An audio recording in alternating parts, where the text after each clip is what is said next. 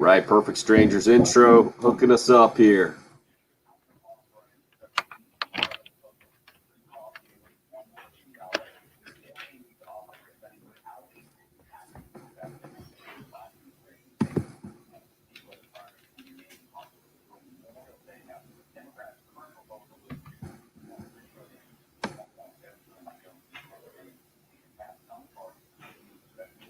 Never a bad time, an especially good time for the Perfect Strangers theme song. Little inspiration as I look at the Cool Care Heating and Air text line. Necessary, I think, for some Gamecock fans after yesterday's baseball game. It was not pretty. A 9-3 loss. Alabama eliminates the Gamecocks in the single elimination first round. The harmonica. No, thank you, harmonica. Yeah, when your starting pitcher does set the SEC tournament record for wild pitches and you go down 8-0 pretty quickly, I get it. You're not happy. You shouldn't be happy as a fan base. But I would point out just some perspective. And it's always been a struggle for whatever reason. They were talking about it on the broadcast yesterday. I love the crew that was calling the game. Tom Hart, Chris Burke, and Ben McDonald. Ben McDonald being a former LSU guy is talking about it's like the opposite for South Carolina to Hoover than it is to LSU. LSU has a history of performing well. And ironically, it didn't happen yesterday, and Georgia beat LSU. But South Carolina's history is being a good team and not performing well at Hoover, and that continued yesterday. CJ Wines with a less than stellar start, let's say. John Gilreath came in and gave up a home run quickly, and it was 8-0 before the Gamecocks got anything going. Braylon Wimmer ended up hitting a home run. Then it was Wes Clark adding a solo home run, 9-3 the final score. Bill, what do you make of where the baseball team is now after that 9-3 loss to Alabama and going one and done over in Hoover? I think that they should never go to Hoover again. It doesn't matter if it doesn't matter if they're the 1 seed or the 12 seed. I don't care. South Carolina's an awful team in Hoover. It's always been that way. It always will be that way. And some of y'all just need to realize that. For whatever reason, this team doesn't play well in Hoover. This program, not this team, this program as a whole, I think they've won it once. Other than that, I'm not even going to go back and look at their record there. But for whatever reason, this team doesn't play well in Hoover. My personal opinion is this is probably a good thing.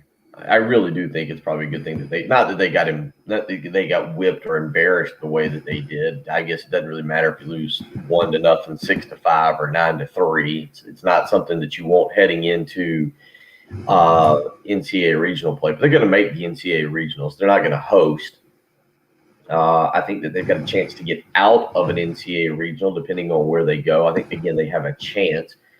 But I don't see what good making a run in Hoover would do, or playing 3 games in Hoover. There's nothing anybody could have told me. And I asked this yesterday. This isn't like, well, he's bringing it up after they lost. I brought this up yesterday. I don't know what good winning in Hoover was going to do. I think their fate was sealed with the loss on Saturday to Tennessee. They weren't going to host. I don't think winning in Hoover was going to change that. Maybe if they got to the SEC championship game, but then you exhaust yourself fighting to get to the championship game. I get it. It was a very ugly game. It's not one that you want to have going into a regional, but I don't know what good hanging around in Hoover was going to do for this baseball team. I just don't know. In my opinion, if you were allowed to opt out of going to Hoover, I would have said opt out. Like just not go. Let the team rest and heal. Save the pitching arms.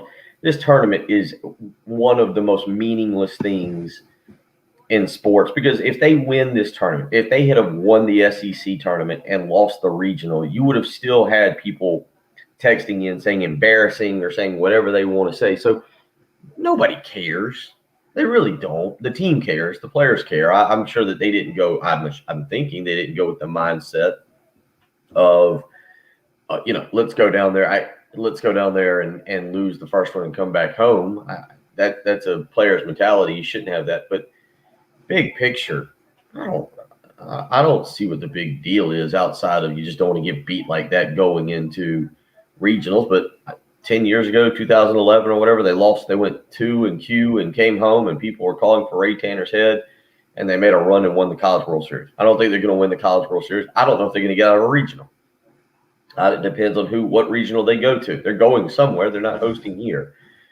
And we'll see. But to me, this is about as insignificant as it comes, and maybe even as a blessing in disguise, because now you come home and you get roughly, today's Wednesday, you get roughly 7-ish to 8-ish days off. Is that right? I guess somewhere in that ballpark. You get to rest. Maybe Mark Kingston will give them a day off on Wednesday and Thursday, let them kind of collect themselves, just breathe for a second, and then you start practicing and gearing up for Monday when you find out where you're going. My guess is either East Carolina or Notre Dame, and you go there and you try and get ready for whoever you're going to play. Won't play again for 9 days. NCAA regionals won't start until a week from Friday. Bill, as you were talking, a question that popped up yesterday, I don't think we addressed it on the show, popped into my mind as well. So you said you don't think it did them any favors, or there was not much to gain there, but the question popped up, how does losing help the team? And I think the answer there is losing helps the team, it's getting some time off when a team is as beat up as this team is. So you didn't have George Khalil in the lineup. You didn't have Brendan Malone in the lineup because they're both hurt. It's a oblique for Khalil, I believe, the shortstop, and then the hamstring for the third baseman Malone. I know Seitler has been dealing with a sports hernia out there. We've seen other various injuries, and now you will have the chance to heal up. From the pitching perspective, it's also a good thing. Ben McDonald was talking about how you want to stay sharp, and how, from a starter's perspective, you're going to throw anyway, right? Brett Carey and Brandon Jordan and Thomas Farr are going to throw in this 9-day interim before they play again. They're going to throw a bullpen, but it's not going to be quite the same. And so McDonald's point was, all right, so maybe you go out and you start at the SEC tournament, but instead of throwing 90 to 110 pitches, you back it down, you throw 60 or 70. And that's the way that you kind of prepare for the NCAA region. That's obviously not what's going to happen for the Gamecocks. And Bill, you're completely right. We've seen it many times through the years. That 2010 season, I think, is the one you're referring to, where Carolina kind of came out of nowhere and surprised a bunch of people and made the run to the NCAA tournament, the national championship, without having SEC tournament success. Bill M. hits us up on the Facebook live stream this morning, sponsored by Buford Lending, up and rolling there on YouTube Live, on Twitter as well. It gives us the record in the last 20 games, 9-11 for Carolina. Definitely not rolling, but that's actually better than I thought it would be, because Carolina ended up losing 4 of its last 5 series in the SEC. Won 4 of their first 5, right? And then they lost 4 of their last 5. And so that record a little bit better than I expected it to be. A bunch of you weighing in on the Cool Care Heating and Air text line, and it's wild to see the polarizing opinions. Let's put it that way. After yesterday's show, we were talking about Mike Bobo being polarizing or not polarizing, and we got a bunch of different opinions, and that kind of defines polarizing. Gene this morning. It's fine. We always lose at Hoover. No big deal. Jason, the Gamecock record 29-50 in Hoover. Matthew says, do you guys think they purposely lost to rest up for the region? Matthew, no one's saying they purposely lost, but we are saying that they approached it in the manner that Gamecock baseball has usually approached the SEC tournament. I would say rightfully approached the SEC tournament, knowing that you don't do anything in the SEC tournament that's going to jeopardize setting yourself up in the best way possible to have the most success the next week. So it's tricky, and we talked about it yesterday going in. It's a tricky situation, and historically, it hasn't translated to wins. Yesterday, I don't think it's the loss that has some Gamecock fans using the word embarrassed. Let's get to some of those takes, by the way. That's just Gamecock Will at 539. He's not a Gamecock. Don't refer to him as Gamecock Will anymore. I've read a bunch of his texts in the past. He's just Will. He actually can be negative Will. He's just Will. We need to change that. You showed him. Yesterday, he used the one word of disillusioned yesterday to talk about Gamecock baseball. So obviously, that was his perspective going into the game. And then he changed his one word to embarrassing. I think the way you get that conclusion is that 8-0 start and throwing 5 wild pitches. One of them barely got to the dirt. The only explanation that Mark Kingston could give afterwards was C.J. Wines just lost, which happens with pitchers. I've never seen it happen quite like that. It happened and it went downhill. It escalated quickly. Let's put it that way. But the result overall, for those I feel like overreacting, we got another text in from Jim who was just going nuts about the coaches not having the team prepared in the entire year and batting average not good enough, the whole thing. Guys, this team finished 7th in the SEC. I get it, 7th is not what Gamecock baseball is looking for at all, but finishing above 500 this year in the SEC is nowhere close to embarrassing. Last series they played, they lost by a run to the number 4 team in the country. Nowhere close to embarrassing. It's overreacting, and it's just not supporting the program to start bailing on guys when things don't go well.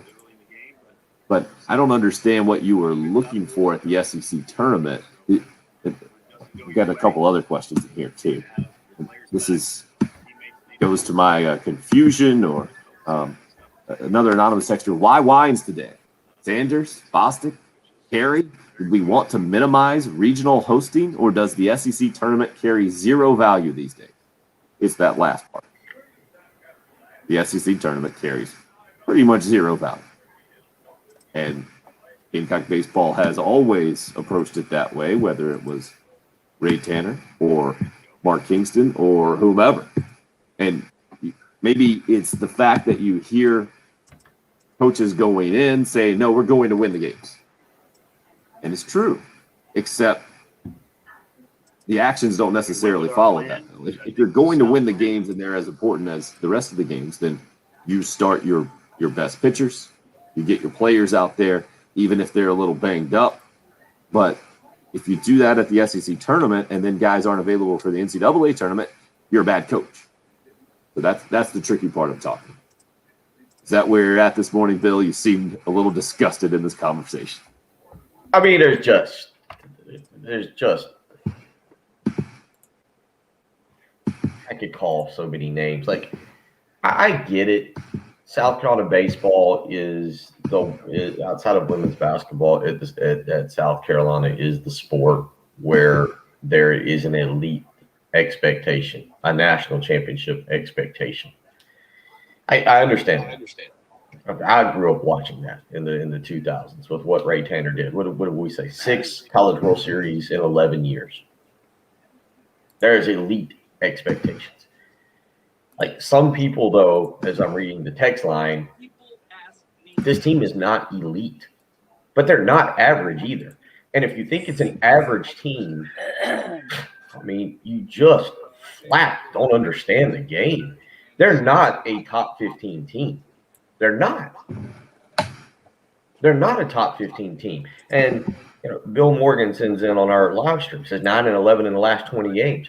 Well, 12 of those series, 12 games came against, or 12 of the 15 games, Kentucky being the exclusion, came against top 12 teams. They're not a top 15 team, accept that.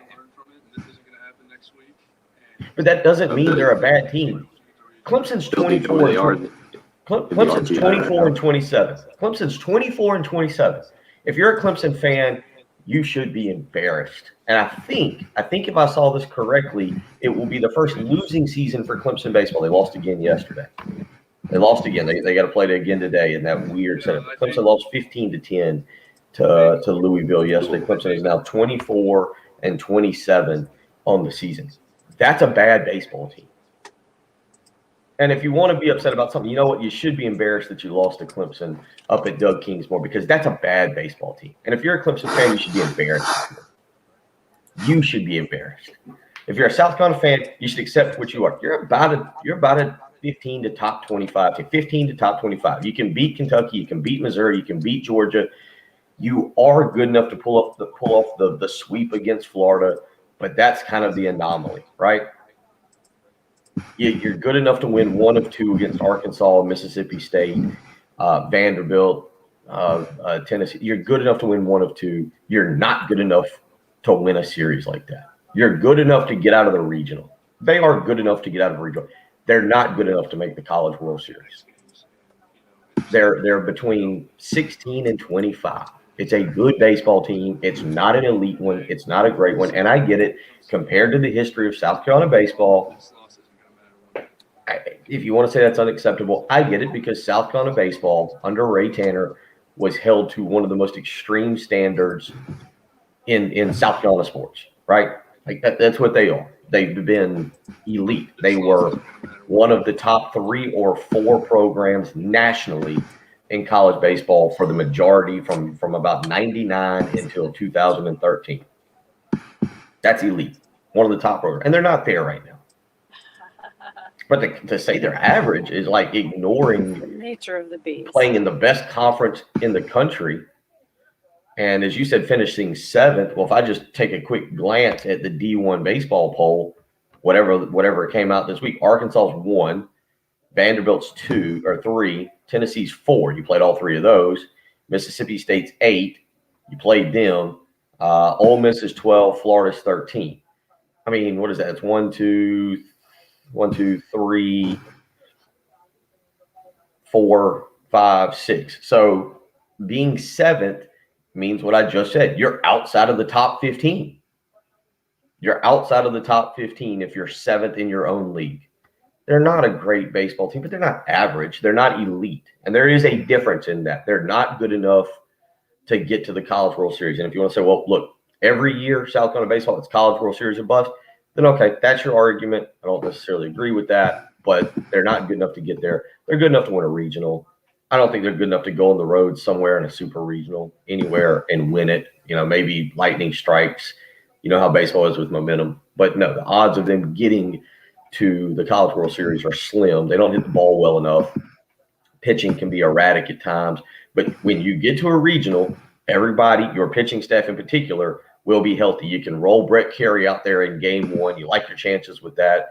Brandon Jordan in game 2, I'm assuming. We'll see Thomas Farr, maybe Will Sanders. You'll have your guys.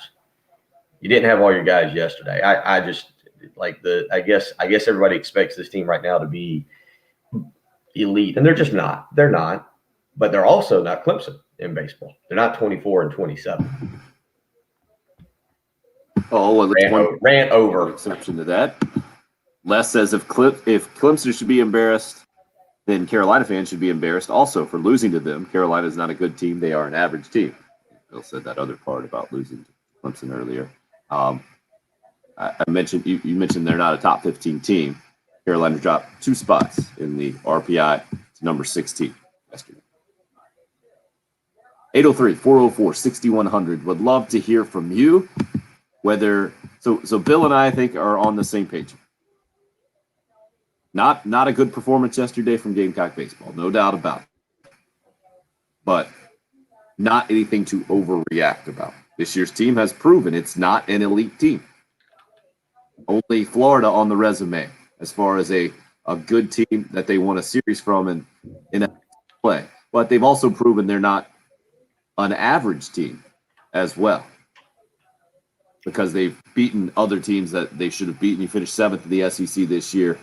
You're more than an average team across the country. You got a 16 RPI. There you are. And Bill, I disagree with where you're coming from, that they're absolutely not going to make the College World Series. I think baseball's a weird game. Never know. Wes Clark disagrees with your assessment that the team's not going to make the College World Series, and said as much on the podium yesterday at Hoover. We'll let you hear some Gamecock player and coach comments as we continue to roll on this morning, continue that discussion.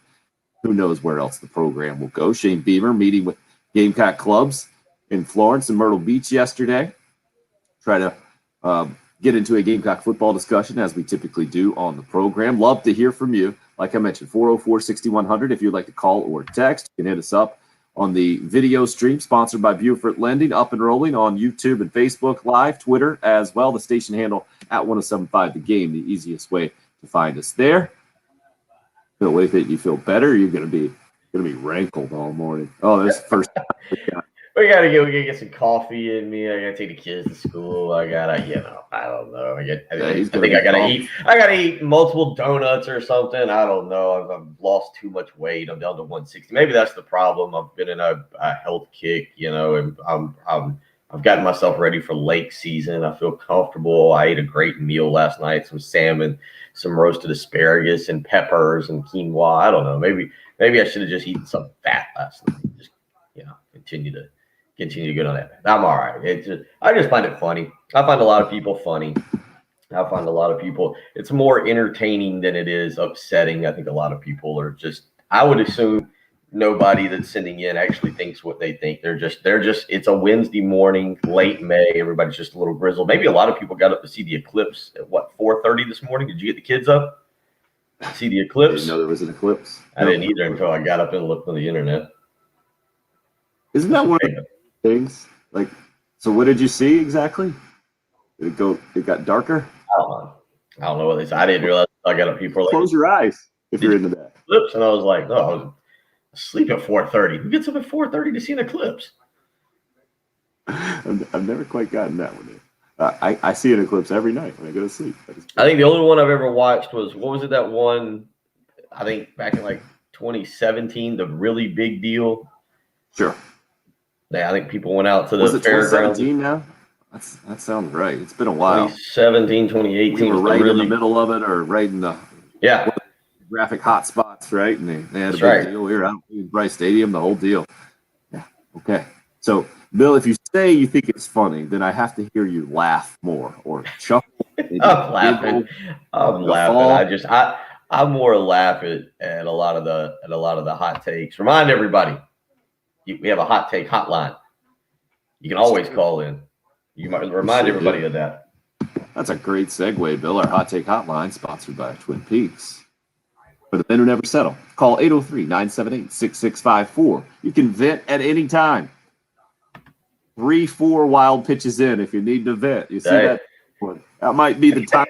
Hotline. Again, sponsored by Twin Peaks. For the men who never settle, go see them down in Vista at 600 Gervais Street. We're just getting going here on the early game. It's 107.5.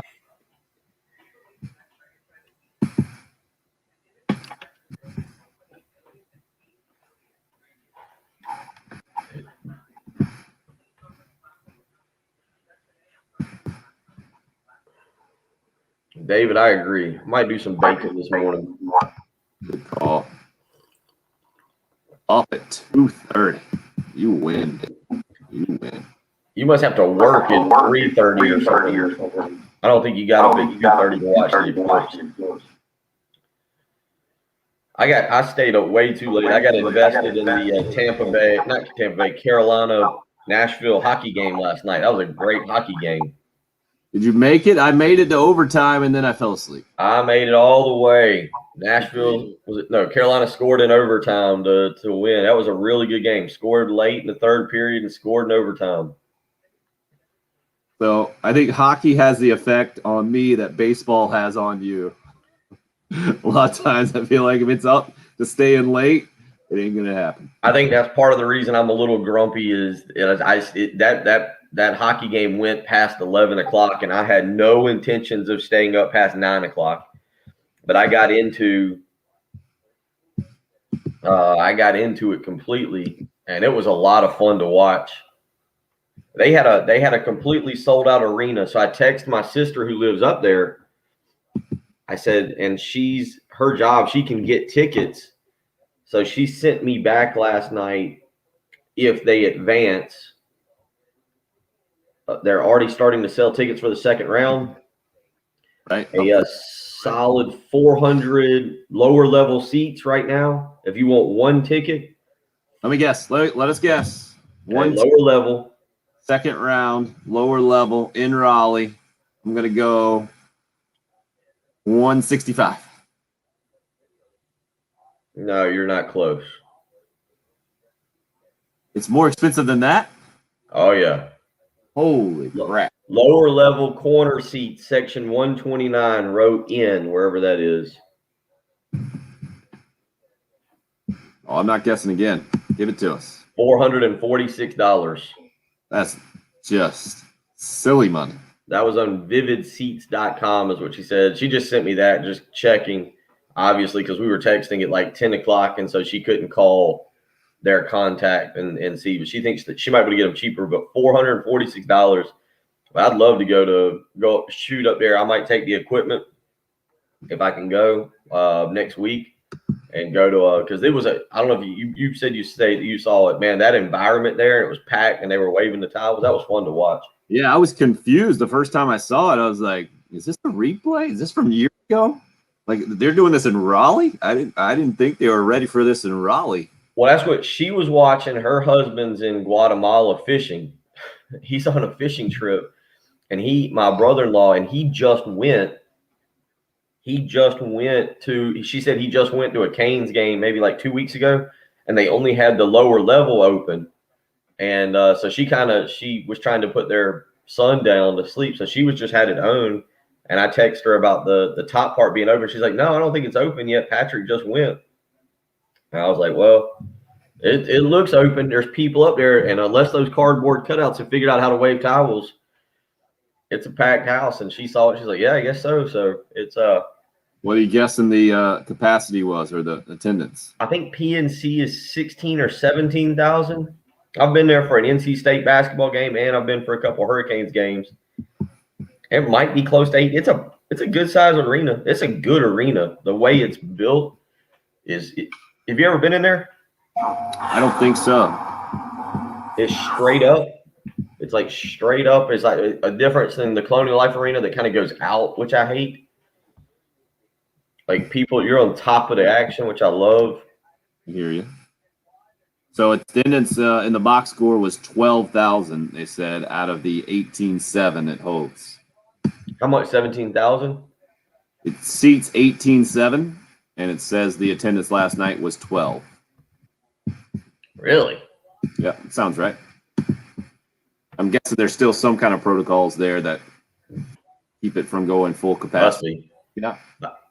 Granted, they were just showing that like shot from the back of the bottom, right? Yeah.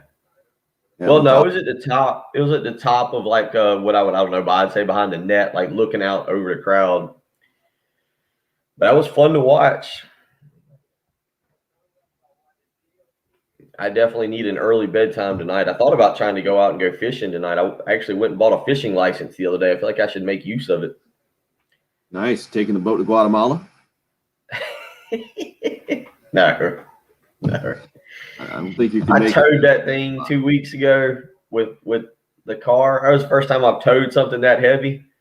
Man, I think I left indentions on the steering wheel. It looked like John Candy and Steve Martin when they were going the wrong way in planes, trains, and automobiles. By the time I got back to Lexington, I hadn't towed anything that heavy, and it was just terrifying. I never changed lanes the entire time. I'm trying to remember that other movie where they're like waving people around. It's like, go around, you bunch of crazies. And all I did was tow it down 378 from Mid Carolina Marine. I was glad to get that thing into the water. So no, I'm not taking out, because when I bought it, my initial thought too was like, oh, I'll take this down to Charleston and put it in the coastal way and go up and down. That'll be part of the fun of buying this boat.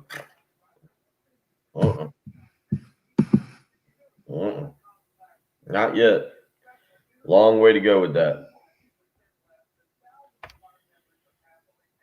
I'll read a liner here and then would like to do Kingston number 2, please. Thanks for knocking that out. Everything else going all right there, technically?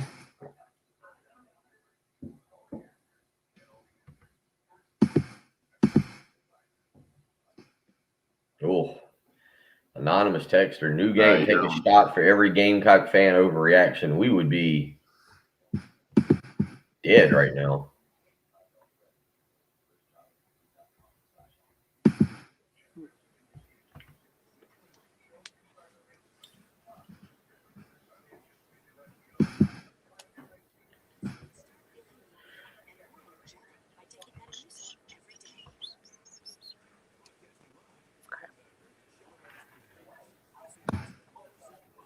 Oh, I should have gone to walk. Hey, dude, I got to wake the kids up. I'm sorry. I'll be right back. Good luck. Thanks.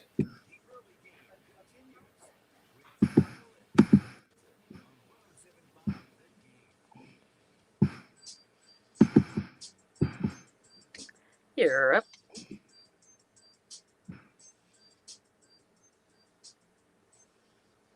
Would love to have your help. June 17th on a Thursday, it's our summer blood drive located at the American Red Cross right on Bull Street in downtown Columbia. 10 o'clock through 4 is when we'd love to have you stop by and join us at our summer blood drive on June 17th. Pre-registration strongly encouraged. Walk-ins are welcome. Head to our website, 1075thegame.com, for all the information. Again, June 17th and our blood drive. I'd like to let you hear now from Carolina baseball coach Mark Kingston after yesterday's 9-3 loss to Alabama in the single elimination portion of the SEC tournament. That has Carolina headed home early from Hoover and be about an 8-9 day break until the Gamecocks play again in the NCAA regionals. We went with our plan, which I think was a sound plan. We weren't going to move up our weekend rotation early on 2 days rest. And we weren't going to play our position players and have them have setbacks. And so you have to live with the results of your plan. And disappointed we didn't pitch better, especially early in the game. But, you know, CJ has done a good job for us, and John has done a good job for us. So when it doesn't go your way, you need to continue to have your players' backs. Teammates need to have each other's backs. And you just focus on the next opportunity you have. And the next opportunity we have is the NCAA, which is very few of the teams in the country will have that opportunity. So we'll be ready to go. I get it. If you're a Gamecock fan out there and you say, no, I'm not thankful for the opportunity to go to the NCAA tournament. That's not what South Carolina baseball is. South Carolina baseball is in the NCAA tournament and is usually at home in the NCAA tournament. Doesn't appear like that's what's going to happen for this team. In those comments, Kingston talking about CJ Wines, the starter for the Gamecocks, who goes 2 2/3 and gives up 4 runs. He just lost. That was the explanation for losing the control. At 3 walks, and the box score for 4 wild pitches. I guess they might have changed that. I think it was an SEC tournament 5 wild pitches, at least at one point. And then John Gilreath came in and wasn't able to bail Wines out. Gives up a home run. I guess the 4 earned runs go on his tally there. And he only made it 2/3 of an inning before Daniel Lloyd came in and kind of settled things down. Julian Bosnick after that, going 4 scoreless innings to keep the damage limited and to keep that one actually a 9-inning game. It could have been a 7-inning mercy rule. They do have that at the SEC tournament just because of time constraints out there. If you're up by 10 after the 7th inning, they'll go ahead and call that thing. That didn't happen for the Gamecocks. Beyond that, it wasn't there was not much to look on the positive side about. I think in a lot of ways, there was a home run by Braylon Wimmer, also a solo shot from Wes Clark that kept him at the top in the nation's home run lead with 22, I believe it is. But other than that, a rough day at the ballpark. But again, Bill, we've tried to point out this morning, we've seen this many, many times for Gamecock baseball. They simply don't have a track record of a bunch of success at the SEC tournament. 29-50 is the number that we got on the Cool Care Heating and Air text line all time for the Gamecocks out at Hoover. And that sounds about right. That one courtesy of Jason hitting us up early, helping out the show, and we appreciate it.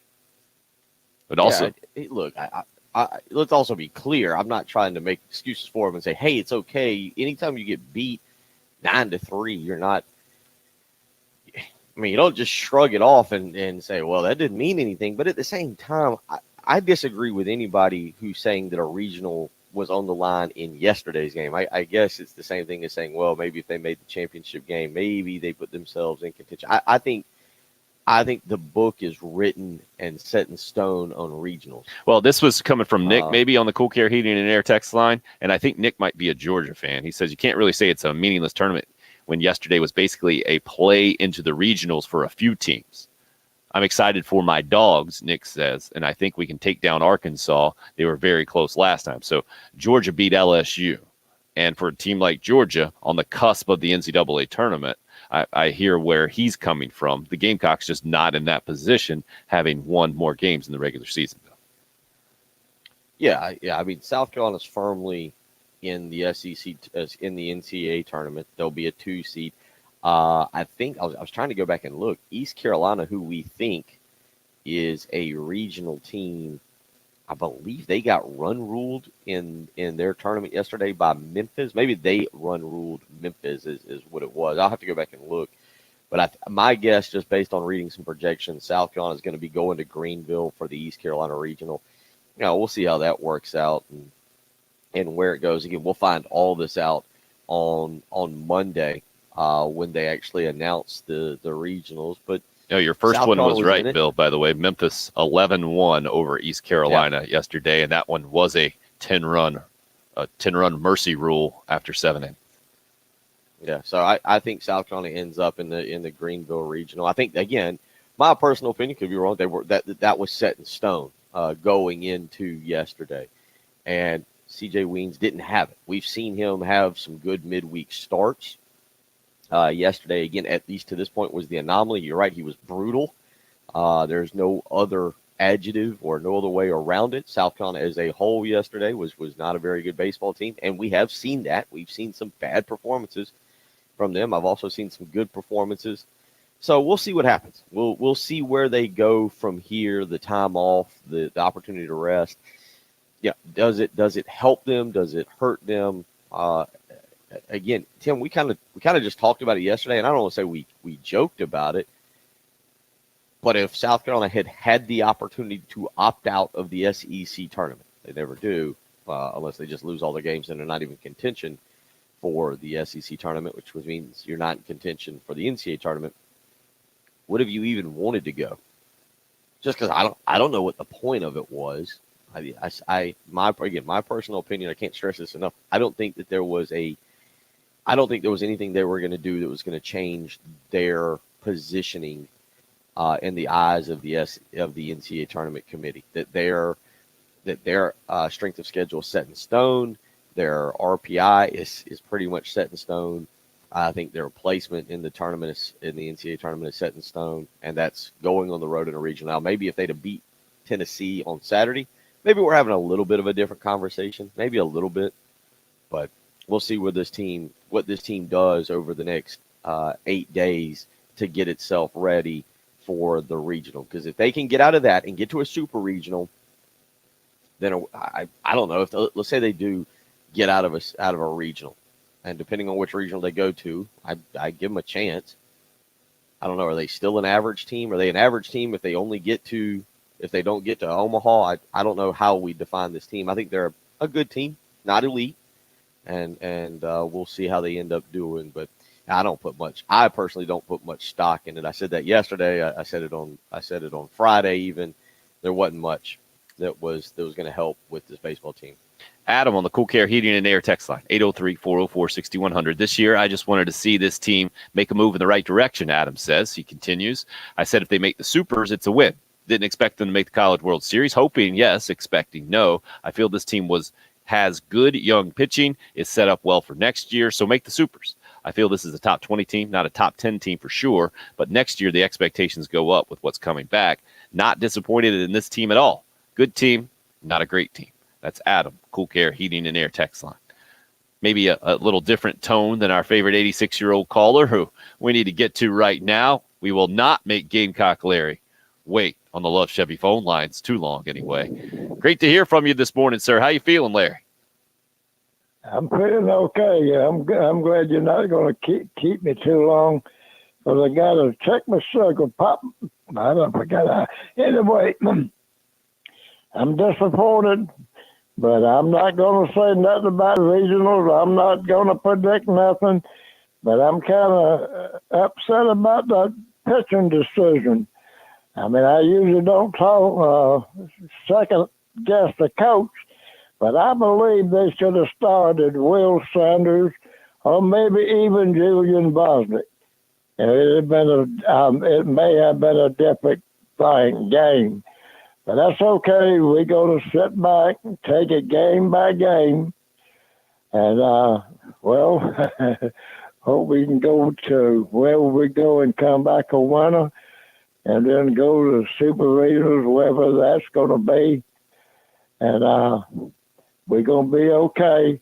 If we don't do it this year, we will go. We'll be a whole lot better next year with what we got coming back. That's about all I got to say, Seven. Old Root Hog called me last night, left me a message. 11 o'clock at night, left me a message. What about them lame cocks? What about them lame cocks? Now, Root Hog, let me tell you something.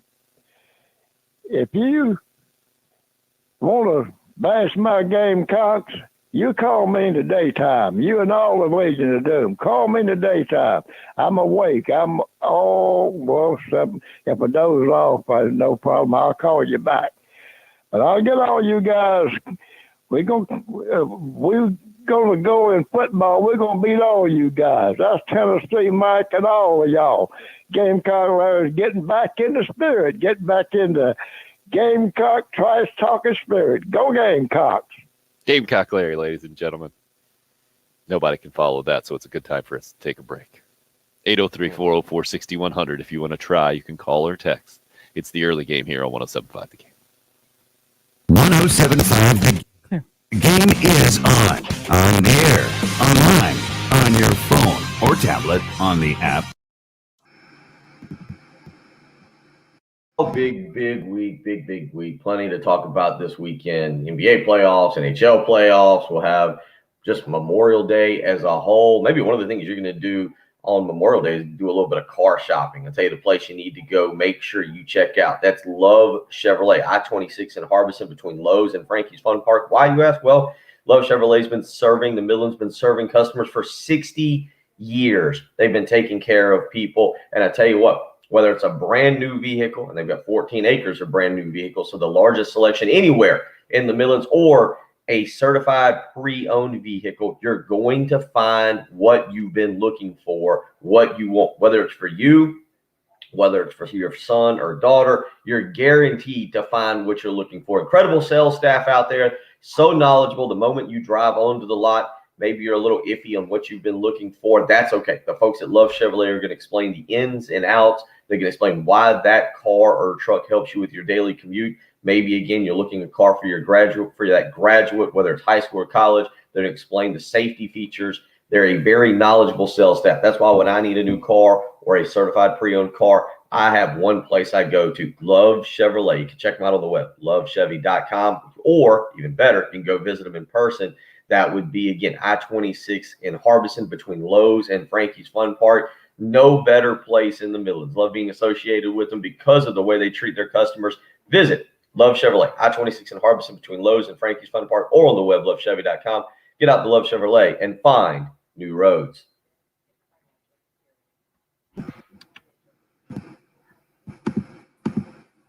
Go ahead and jet if you need to, man. Huh? You can go ahead and jet if you need to, if that There helps ain't you. no way unfortunately, ain't no way we're well, Austin's semi-ready. Let me just. Good luck, sir. So these comments keep continuing to flood in here. Let me read them all. I definitely won't read them all on the air. Let's see, our favorite buddy here.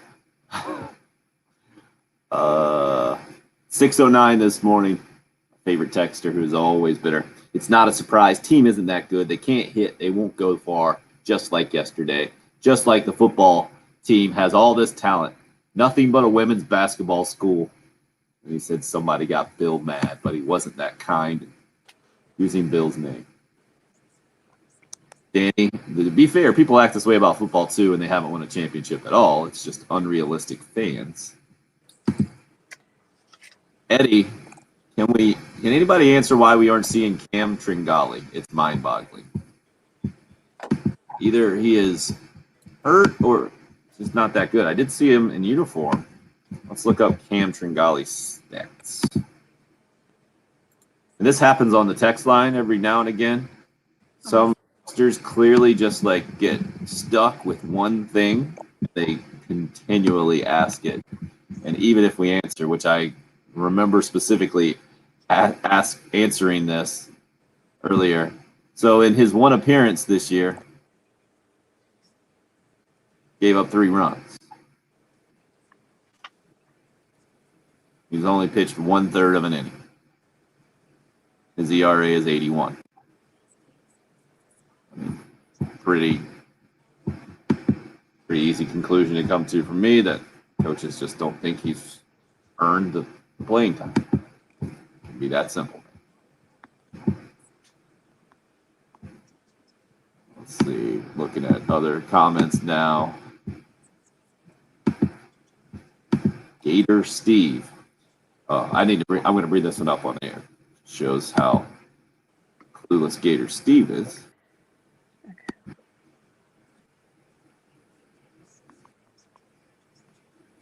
Kentucky Joe, does the winner of the SEC baseball tournament get an automatic bid to the NCAA tournament like basketball? If so, that's reason why to go to the SEC tournament every single year. If a team gets on a roll, no telling how far they can go. Okay. Problem with that is that that's never really happened. I guess trying to think, I think it did happen not too long ago where the team went in kind of on the bubble and won that thing a few years ago, but that's the anomaly, like 1 out of years. And then they did not go on to make a run in the NCAA tournament. And the difference there is, I guess, only 12 of the 14 teams make the SEC baseball tournament.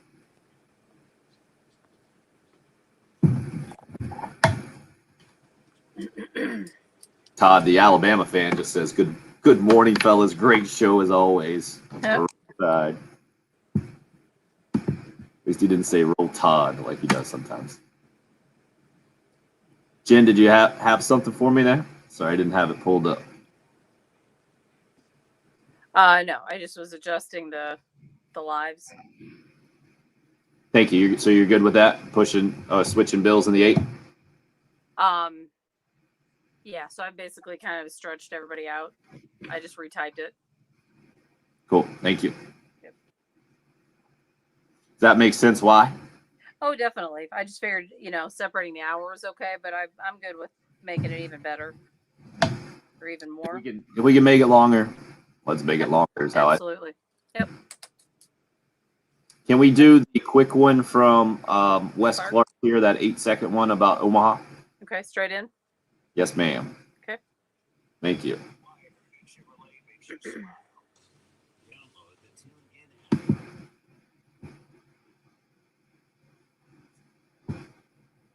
Oh, Bill made it back. Oh yeah, we're rolling now.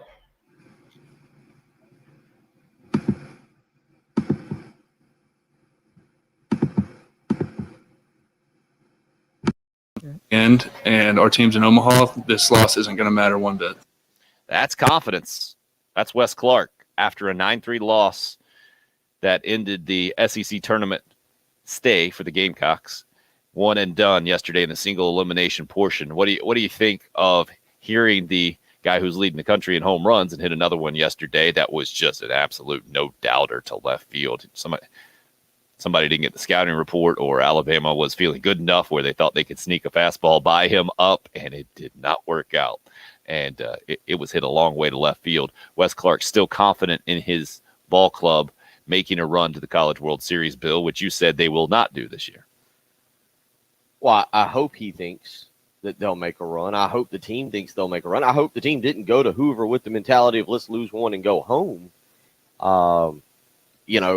Me talking about it as a commentator and the team talking about it as a team trying to have confidence in themselves and believe in themselves. You know, it's two entirely different things. Like I said, it's not a good thing to lose yesterday. To be perfectly clear about that. Also, don't think it's like the end of the world and one where fans go running down to the Gervais Street Bridge and you know, check into jumping off of it. All right, it's one loss. Quite honestly, it's a loss maybe that in my 30. isn't the end of the world because they can rest and that you can rest the pitching arms. You weren't going to – Brett carried through Friday night. You weren't going to turn around and throw him on Tuesday. He was out. Thomas Farr was out yesterday through Saturday. So you didn't have your top-of-the-line pitchers. Brandon Jordan was pitching Thursday. Wasn't the end of the world. 10. You didn't go with the mentality of, hey, let's lose and go home. I also hope they aren't going to the regionals with the same mentality I have. That would be bad. Commentator Bill Gunter. Hour number 2 here on the Early Game next. Basketball coach Dawn Stale. You're listening to the home of the Gamecocks, WNKT FM, Eastover, Columbia, 107.5, The Game. Society. All right, let me go try and get everybody to school here. We're off and running on a Wednesday. Whew. Good luck, I sir. was flying. I was having too much fun. I just kept on talking to you. Never woke up the kids. Let me go get them, and I'll. Complaining is fun. Hey, and not only that, but at least they are smart enough. We've done it so long. Both of them, at least, we're sitting up and we're starting to get ready for school. So it shows I'm not really needed as a parent quite as much as I thought I was. So The kids have a Fostering shot. independence. Good for you. Good for you. that's right. All right, I'll be back. I'll be back in just a little while. Reminds me Now we can talk about him. of last night, first 8-year-old all-star game practice. Woo! I think the coach's expectations were a little high going in. It How looked exciting. had never played together before, which is exactly what it was. Yep. That's cool. We did a couple rounds of all-star baseball, and it was fun, you know. Fortunately for me, I'm not the head coach, so I don't have to do any of the administrative work, which is ridiculous. The copies of the birth certificates and the school registration and the whole thing. And so I just got to go hang out and try to take deep breaths. And enjoy. Here's what a relay is, guys. All right, when you're in the outfield, we don't throw the ball to first base. Yeah, See how that goes. that should be fun. But it's also a little easier for me too because my kid didn't make it. So my 8 and 6-year-old were in the batting cage just throwing batting practice to each other the whole time. So I was just proud of them for that. Absolutely. That and a little playing in the dirt, which is fine too. I think that's kind of part of it. You pick up some valuable skills doing that. Or at least there's some stretching involved, you know. Right. Playing in dirt, playing in puddles.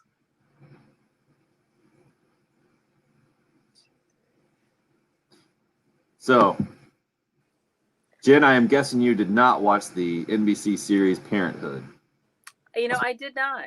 Greg is asking.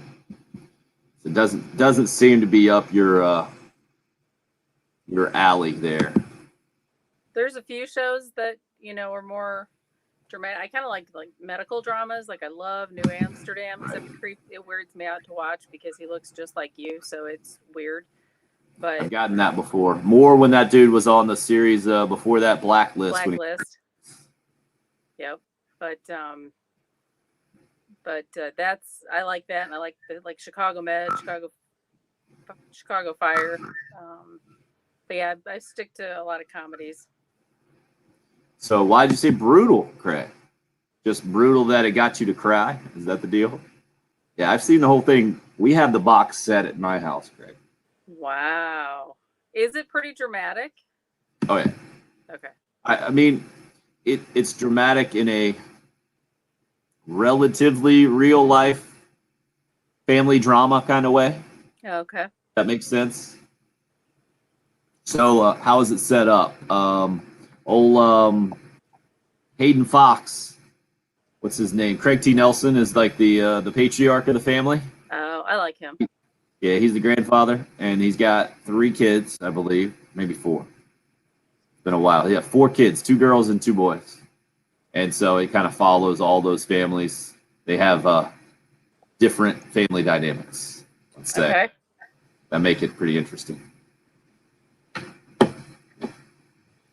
But I think you can probably relate to one of those 4 families. At least that's kind of how I see the setup of the show. You can relate to one more than the other, but then you can also relate to like the sibling interaction and that kind of stuff. Yeah, I'm kind of rolling with enough drama right now, Right. so I don't, you know. And I think my wife and I watched this mostly maybe when she was, I don't know, I forget how old this is.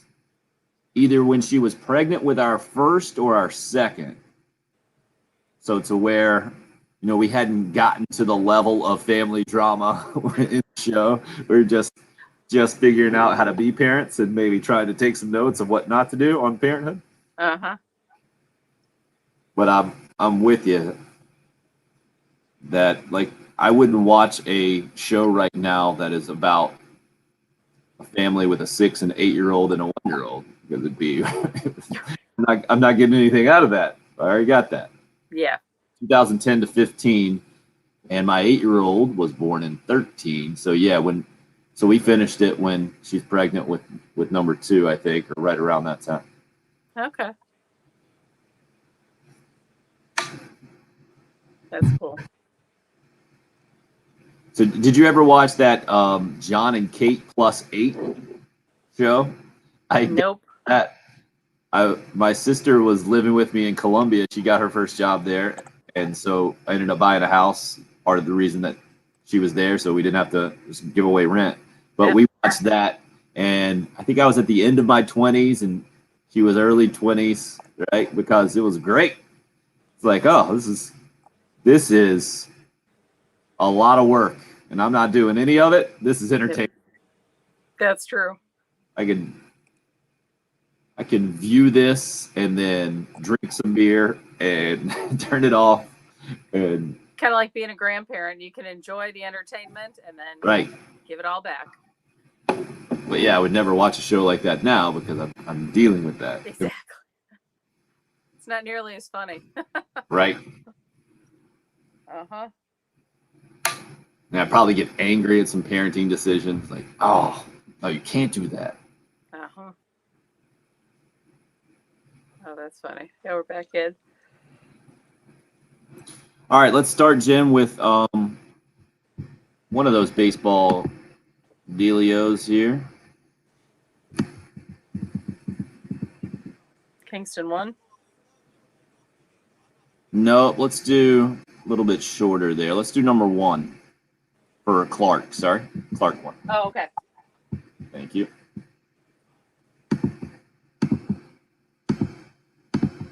I think we're a much better team than we played today, and it sucks that it was single elimination and we played bad on the day we needed to play good.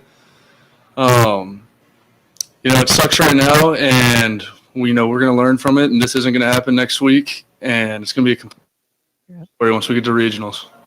Wes Clark also adding a little later in his post-game comments after a 9-3 loss to Alabama yesterday that loss will not matter at all when the Gamecocks are in Omaha later this season. So the nation's leader in home runs added another one yesterday for 22 on the year, I believe.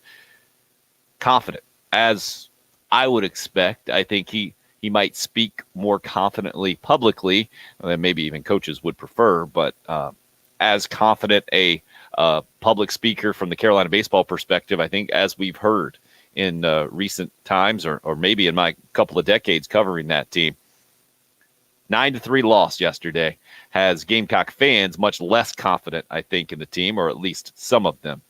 And we've heard from a lot this morning, and not just Gamecock fans, too. We've heard from people all over the place, like Mark Kingston, we played a comment from him earlier in hour number 1 talking about this team's going to focus on the regionals now, and there are very few teams that are going to the NCAA tournament, so they're going to be appreciative of that opportunity. And Gator Steve responded on the Cool Care Heating and Air text line, 803-404-6100. Very few teams don't go to the tournament. 64 teams do go. It's basically half. Jen, do you want to guess, as we start hour number 2, how many Division I baseball teams there are out there who are eligible to get to the NCAA tournament? A total number? Gee, many Christmas. 65? So the tournament is 64 teams. There are 293 teams playing Division I college baseball this year, No clue. which is lower than usual because the Ivy League did not play baseball this year. Bethune-Cookman, MEAC team, also typically plays and did not play this year. So typically there are more than 300 teams that play Division I college baseball and are eligible Is it for really the that many? NCAA tournament. Yeah.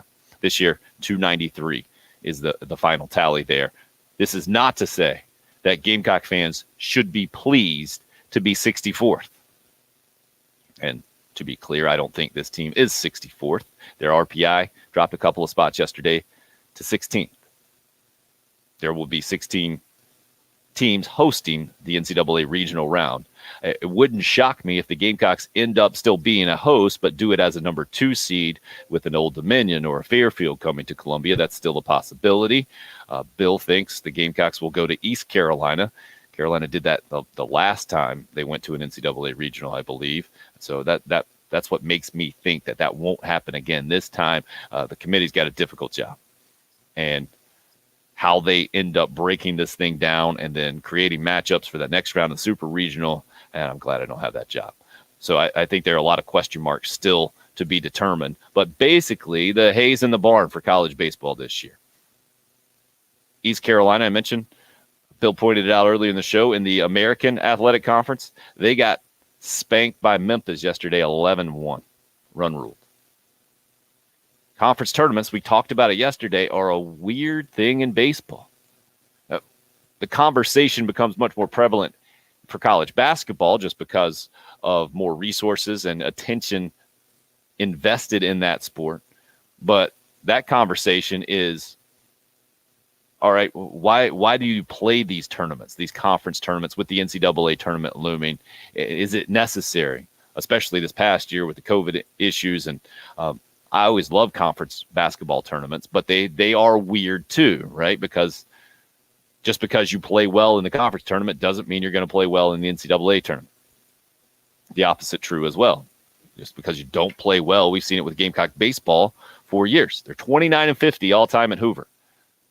So I'm a little surprised by Gamecock fans that weren't kind of expecting it, weren't prepared at least. There are some that just seem like they were not prepared for a loss. How about this question? Cocky D says, do we think winning the SEC tournament this year is more difficult than making it to Omaha? I think there is a very good argument for that. Absolutely there is. You got to win 5 games to make it to the College World Series, right? I think it would be 6 if you go through the losers bracket in your regional. But in those 5 games, you're going to get one that is a subpar opponent. Just call it what it is. In that first round of the regional, where you're going to be likely a number 1 or 2 seed, you're going to play a number 3 or 4 seed. That 3 or 4 seed, every now and again, the SEC gets a 3 seed in, and maybe that's what Georgia becomes this year. I doubt it. I think they'll be a 2 seed. But most of the time, you're going to play a mid-major program that's had a very good year playing against non-SEC opponents. So that's one. You get an easy opponent on the road to Omaha. It's easier than what you get at the SEC tournament. There are none. Now, Alabama was the only upset winner yesterday in the elimination round of the SEC tournament. They were only higher seed that ended up winning. It was Kentucky going out against Florida earlier, the 6 seed Gators knocking off Kentucky and basically ending their season. Georgia as the 8 seed knocked off number 9 seed LSU, which was a bit of a surprise and a big win for the Bulldogs, who are just trying to solidify their SEC or their NCAA tournament resume, I should say. And then last night, the one other game that is slipping my mind right now, I'll update you on here in a second. If you guys want to help me out with that on the text line, feel free to do it. 803-404-6100. You can also call right now. Bill Gunter will be back on the program here in just a little bit, getting the kids to school, so there's a little more room for you. Ole Miss and Auburn was that other game, and Ole Miss takes care of Auburn 7-4 last night in the late game, the 5-12 game. So overall, not trying to sit here to convince you that South Carolina played well and things are going swimmingly right now for Gamecock baseball, but I'm also trying to tell you that this year has been a good year, finishing 7th in the SEC with what the SEC is right now. Those other 6 teams are really, really good. Wouldn't surprise me if all 6 host an NCAA regional. I think 5 are locks. What happens with Florida and Ole Miss may be a little bit iffy. And again, the Gamecocks could still end up hosting an SEC regional. Probably would do it as a 2 seed, though. And probably will not. Most likely going on the road. And we'll let you hear what Wes Clark had to say about potentially going on the road in the NCAA regional. Let you hear more comments from Mark Kingston as we roll on this morning. I think it's the way that Carolina got down 8-0, and it was 5 wild pitches ruled at the time for CJ Wines, the starter.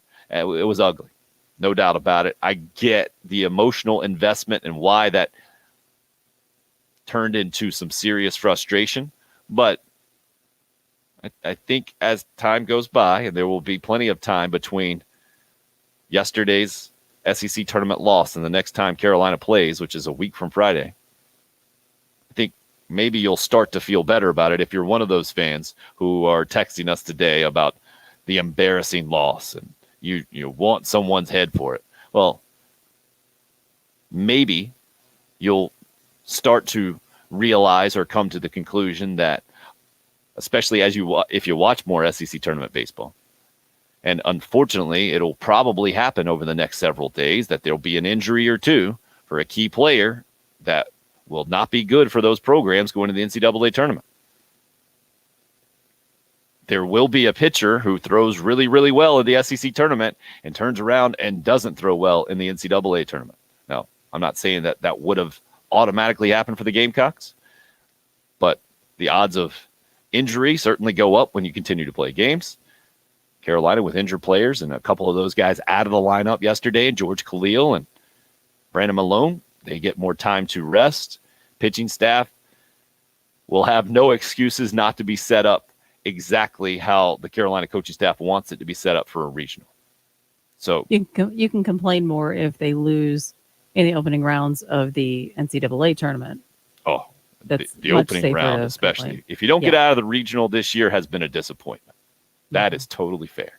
If you don't end up as one of the final 16 team standing, that is, I get that. And this team, I think, very much on the cusp of being one of the best 16 teams in the country. Now you got to go win a regional. And even then, I get it too. If you're sitting there and that's not making you happy and saying Gamecock baseball is supposed to be in Omaha. I get it. The history is there. And absolutely, that's what, Wes Clark said it. He believes this team will be in Omaha yesterday. Mark Kingston understands the goal and the expectations of being the Carolina baseball coach and not just going to the College World Series, but winning it. But it's really difficult to do. And that's what years of following Ray Tanner and his program showed me as well. Took a while to break through. Then it was a run from 02 to 04, 3 in a row. Then it was 6 more long years until another run from 10 to 12, including the back-to-back national championships and playing for a third. So if we do not come out of Omaha, if we get to Omaha, but we're out after that, we don't make it to the finals or anything like that. Is this season, are people flushing it? Like, are they okay that we at least made it to Omaha, or is everybody just like, couldn't even perform there? Well, I'm sure in the moment there will be frustration But if you don't appreciate being one of the last 8 teams standing, then your expectations are ridiculous. Mhm. Now, you don't get out of an NCAA regional. You don't make it to the super regional round where there's 16 teams left. I think it's much more logical and realistic to be upset. But it was Adam who hit us up a little bit earlier on that text line mentioning that his goal for this year's team was to get to that super regional round. So he's relatively pleased with the direction of the program, seeing improvement, seeing good young pitching set up well for next year. And I think that's the take that's sticking out to me so far as the most reasonable one on that Cool Care Heating and Air text line, which is not known for reasonable takes necessarily, and that's okay too. 803-404-6100 if you would like to join. Again, you can call or text that same number. Carolina baseball, the topic at large this morning after the 9-3 loss yesterday, ends the SEC tournament run, and it's going to be a 9-day break. Let you hear more of what Gamecock players and coaches had to say about it when we come back. You're listening to The Early Game. Hope your Wednesday's off to a good start. It's 107.5 The Game. It's a new year. Driven in a new attitude. I want guys that want to be here, not just going out there to hire some guy that has a ready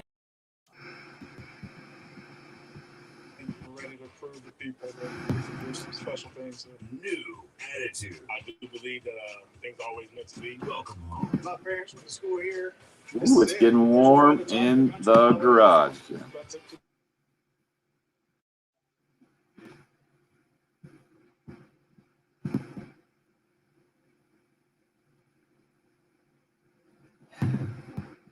All right, let's read some more of these texts.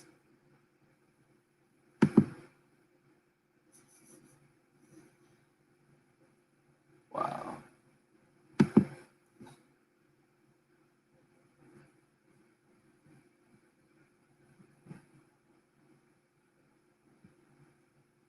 Okay, someone just wrote down, Dan and Somerton just wrote down the records of Gamecock baseball teams. From when? 2000. Not sure. He just sent that in, wrote it out, handwritten, final record, and what kind of round they lost in the postseason if they made it. I'm not sure exactly what Dan's point was here. Maybe he sent a text in previous to that. Nope, that's it. Dan and Somerton just sending in the numbers. Thank you, Dan.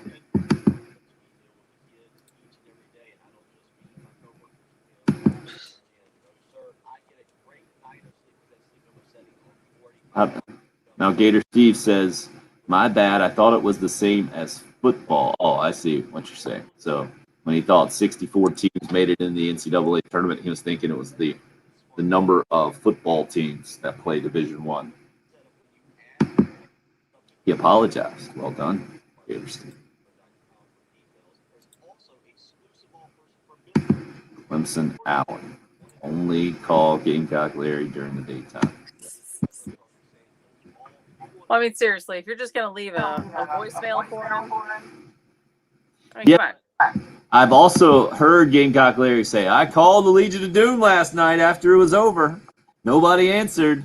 I don't think it's a one-way street. I think we might have been getting some biased Okay. Gamecock Larry. Didn't remember that. I was going to say, come on, don't just leave a message. And it's like, sending bad news via text or, something like that. Well, I don't really want to talk about it, but I'll leave a message.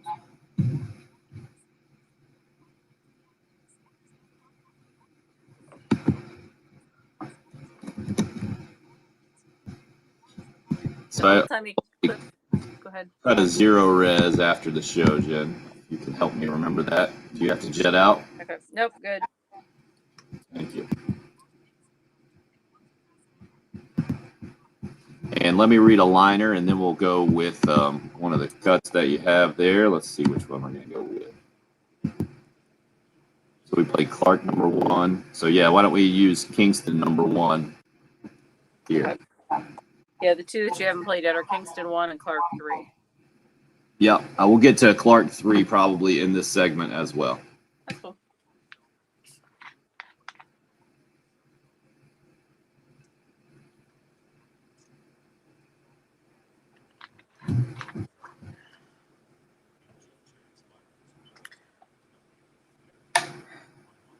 So my mom is one who is pretty simple on a lot of things. Was in the hospital for a week, gets home. I said, so what are you having for dinner? I'm having a corn dog and chocolate milk. It's like, okay. Awesome. Wow. Dare to dream, Somebody could have fixed you a steak. Nope. Kind of made me laugh. Good for her. Headache hot dogs and watermelon was served at my house last night. Ah. You're Very summery. a great American family. Hot dogs, watermelon, and baseball practice. Perfect. I wish I ate watermelon. Don't like It's it. the first time we've gotten one in a while because we went over to our friend's house, which never happens these days, but first time in forever we actually did that. And they had watermelon there, and one of the kids was like, that watermelon was really good. And this is the kid who only eats basically hot dogs or chicken nuggets in his life. You're like, all right, maybe we can get some nutrition in him, even though I'm sure watermelon doesn't have that much. At least it's not brown. Exactly. We can get him to eat some of that green part. Get any kind of green food in. Bite your tongue, Mark. How dare you?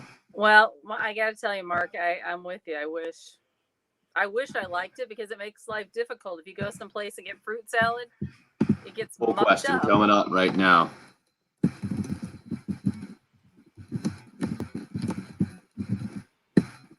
It permeates everything. Looks Yes good. or no? Yes or no, is watermelon the worst fruit? Question going up right this second. How dare you people? So, Liner here, and then Kingston number 1. Okay. And then we'll do that Clark that we haven't played yet. I think it's number 3. We'll do that pretty quick. Okay. Thanks, Stu.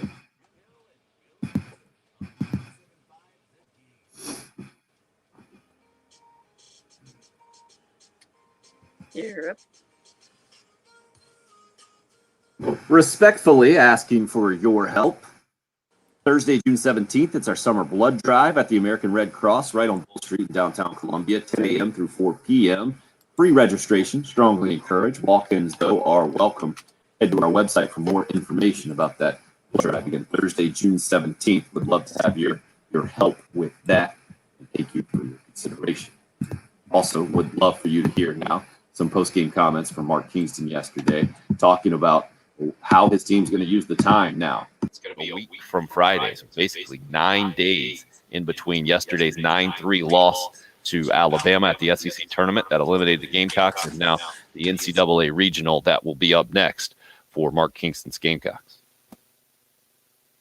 Well, the biggest thing is we just need to get these guys healthy. We're going to have 9-10 days now to get healthy, to get our strength back, and we can look at video, and we'll be swinging the bats well come regional time. No doubt in my mind. But at the end of the day, we need to get guys healthy and get back in the weight room and use these 9 days to our advantage, and come out really fresh, real healthy, feeling really strong and rejuvenated wherever we play our regional. It was why yesterday going into the SEC tournament, and I don't think we heard too many cases on the other side of this thing. It's why I thought it was the right move to go with the midweek starter in CJ Wines. You don't turn your weekend rotation kind of upside down for the SEC tournament. Not enough to gain. Would be nice to win some games there for sure. Keep some confidence rolling. Winning is better than losing anytime. There's no doubt about it.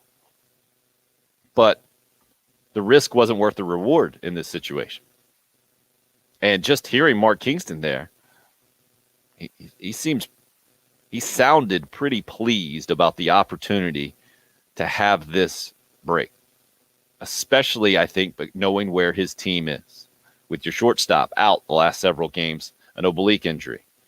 With your second baseman who hit a home run yesterday even, playing through some injury. Your third baseman and Brennan Malone not being available the last couple of weeks of the season because of a pulled hamstring. I guess maybe not quite that much, right? It happened at Kentucky. I think it was that second game. So close to the last couple of weeks of the season. I know Josiah Seitler not 100% out there in the outfield.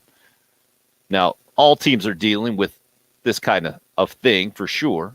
And again, you would rather win. You would rather roll. The Gamecocks would have rather been on the winning side 9-3 over Alabama yesterday. But then they're guaranteed 2 more games. I'm not sure what those 2 games were going to get you. If you were thinking they're going to get you the benefit of the doubt to host a regional, I just don't see that happening with where Carolina was. Finishing 7th in the SEC with the way the NCAA tournament committee likes to spread things out. Didn't see that happening. Now, it could still happen that Carolina plays in Columbia, South Carolina for a regional as a 2 seed. Could happen. Great facility. One of the 20 finalists. There are other teams in that mix. Old Dominion, Fairfield, notably. I don't know if they're going to be hosting a regional. I don't know how that's going to work out. I think there's still a lot of question marks out there. But one thing I do know is Carolina's never really played very well at the SEC tournament, and that has not precluded them from being one of the best NCAA tournament programs in the last couple of decades. Not saying that this year's team is a lock to go to Omaha for sure. Not saying that they're going to win their regional, but I think they have a good chance to do that. And I think their best chance to do that was to have this 9-day break because of where this team is. Could be totally wrong, and they could come out flat and not hit. And whoever they start in game number 1, which I think will be a wildly interesting decision for Mark Kingston and Skylar Mead and company, maybe doesn't have the great stuff, and you don't see that. That was always one of, if not the most amazing thing about Ray Tanner and his run at Carolina. Never lost an opening game in an NCAA regional. Ever. I believe, at least in my time. Maybe it happened in that first tournament, but I don't think so. I think it was a perfect record. And that consistency, year in and year out, Gamecock fans have gotten used to that, had gotten used to that. And I get it. The standard at Carolina is as high as anywhere in the country, and it should be because of what's happened here before. And if you're upset with Mark Kingston and the program for what you saw yesterday, especially getting down 8-0, and when you listen to Brian Bohannon, the Alabama manager, talk about how he's head coach, I should say, not manager, but talk about how South Carolina had helped them out a bunch, giving them walks and wild pitches and didn't play good baseball. There is plenty of reason to be upset there. I'm just trying to put it in the proper perspective this morning as best I can. Several of you weighing in here. The question was posed, is it more difficult to win the SEC tournament than actually making it out to Omaha? That was from Cocky D. Neil says, and I kind of made the case that it absolutely is, because you're going to play at least one of your 5 games on the way to the College World Series against a team that is not SEC tournament caliber. Neil says, well, is the SEC tournament really more difficult than making it to the College World Series if everyone has an attitude that they don't care about it? It's a good point, Neil. I don't think all 12 teams are in the same boat, though. Those bottom 5 this year, 4 or 5, LSU being the 8 seed, or the 9 seed, I guess. It was Georgia as the 8 seed, still trying to play its way in. I think those teams have a much different attitude about the SEC tournament, that haven't punched their tickets necessarily, not solidly in the NCAA tournament. So you can make the case with them doing scratching and clawing, doing everything they can to win. That's a very similar place as an NCAA regional, super regional mindset. But when the top teams aren't necessarily doing that, you're right. It's a little bit different. But the fact that you could face more than one, I mean, how many teams right now would you say are going to be in the super regional round out of the SEC this year? If it's not 5, I'm going to be very surprised. It's not at least 5, I should say. If it's 7 or 8, I won't be shocked at all. That would be half the field, right, of the final 16 teams. So when I'm saying that I think half of the super regional field could be SEC teams, certainly super regional worthy, well, that makes it more difficult than just having to beat one of those teams to get to the College World Series. A lot of you weighing in this morning. Love hearing the different thoughts on college baseball this time of year. And I love that this year Gamecock baseball has gotten back to the position to get this conversation up and going. You know, the last full season, it didn't happen. And Dan in Somerton hits us up on the Cool Care Heating and Air text line. And I'm not quite sure what your point was here. You just wrote down from 2000 on the final total records and then how the season ended. And the last full season was 28 and 28 in 2019, and the worst of this decade. This year, much better, much improved, and I think that's why Gamecock fans should overall be encouraged. Last year, you got to kind of throw out just 12-4 before everybody's season ended, but it looked like it was headed in the positive direction as well. Now, it's what Carolina baseball kind of has been judged on in this decade.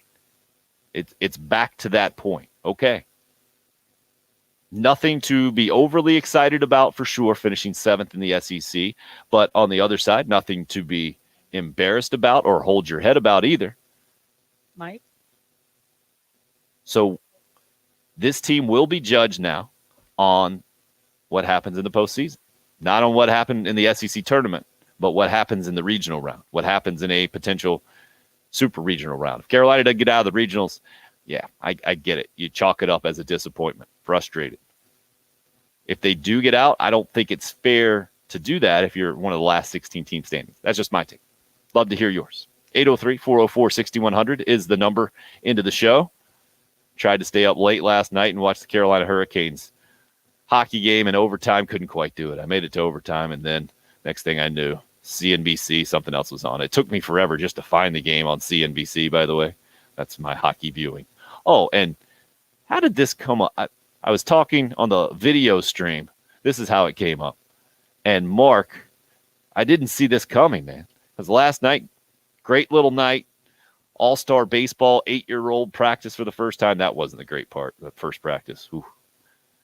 But I just mentioned to Jen that had the all-American dinner and hot dogs and watermelon in my house. Watermelon was fantastic. Mark said watermelon is the worst fruit. So that's the story as to why at Tim Hill 1075 on Twitter, the Sudeth Automotive poll question this morning, is watermelon the worst fruit?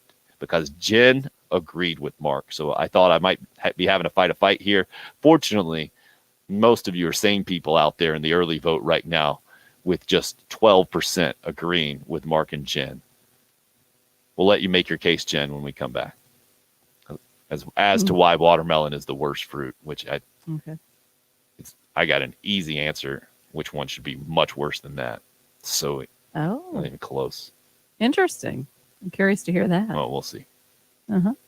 You're listening to the early game. Kick off the second half of the show next here on 107.5 The Game. The home of the Gamecocks and new head football coach, Shane Beamer. I'm a process-driven person, and we're going to get started day one advancing this program and making it better. 107.5 The Game. I know it's cliche, but it's the truth. Welcome, Coach. Man, what a time. We're talking about the time it is in the college baseball season, but if you're in the housing market at all, if you're like me and you're looking to maybe expand and the house is getting a little tight, now is the time to look into things. And Beaufort Lending encouraging you to look into all your options, including giving them a call. Give Beaufort Lending a shout at 843-524-2404. That's what I've done. And Benji Getzy and his crew, they've come through for me every time I've spoken with them in multiple ways. Let's start with the most important way, right? The numbers I've gotten from Beaufort Lending for my situation, absolutely outstanding. And if you're looking to save hundreds of dollars on your mortgage, maybe it's a refinance, maybe you're looking into a new house, Benji Getzy and his team confident they can find you the best deal out there. The numbers right there. I don't even get into those specifics. When Benji started going into that, I realized how much I don't know about the the financing situation out there, the ins and outs, and the percentages and all that deal. But I do know a good deal when I see one, and I know that Benji has gotten that for me. He can do that for you as well. 25 years experience in the mortgage industry has him confident. He and his team confident that they can find you the best deal out there, whether you're a veteran and you're looking at a VA loan. Benji Getzi and his crew, being at a mile from Paris Island down there in Beaufort, have plenty of experience with that and can find you what you need there. Conventional construction, renovation loans, refinancing, Beaufort Lending. Benji just asked, give him a try. You need to understand you probably have some relationships with others. Put him on your list and give Beaufort Lending a try. See what they can do for you. 843-524-2404. From the Shepherd's Glass Traffic Center, Shepherd's Glass, a true reflection.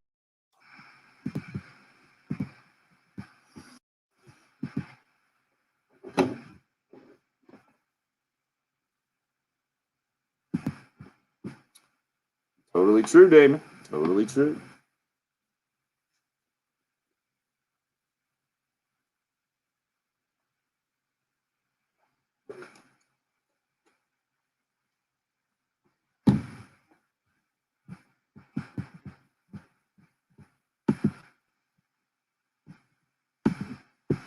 Checking out some more texts here.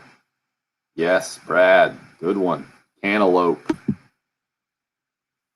Jason. Woo. Strong takes on the fruit. And Jim, if you're listening, Jim over in Carolina Beach, who's a Clemson fan, I don't understand what you're doing, man. The chicken curse will get them again in the regional. Get used to it. Jim, they're back-to-back national championships, man. There's no baseball chicken curse. Thank you, Todd. Take that, Jen. Jen is crazy. Watermelon is one of the best fruits. Well done, Todd. How about that, Mark? Gonna have to disagree. Sorry, Jen, I didn't catch that. Oh, just that I will definitely have to disagree with Todd. What does this even mean? Oklahoma State vegetable is the watermelon too? What does that even mean? The state vegetable in Oklahoma is the watermelon? Is that what he's saying? Are they that confused there? Now I gotta look it up if watermelon's a fruit or a vegetable. It has seeds, right? That's the only way I know to define a fruit. So get tomato as a fruit. Yeah, so seeds. Yeah. All right, watermelon, fruit or vegetable? Let's see. Yes, botanically fruit. Like the pepper, tomato, and pumpkin. According to watermelon.org. Wow. It's worthy of a website. So that's talking to a botanist. You talk to somebody else? Well, who else would you talk to about it? Right? Isn't that who you talk to? That's like, well, if you talk to a doctor about health.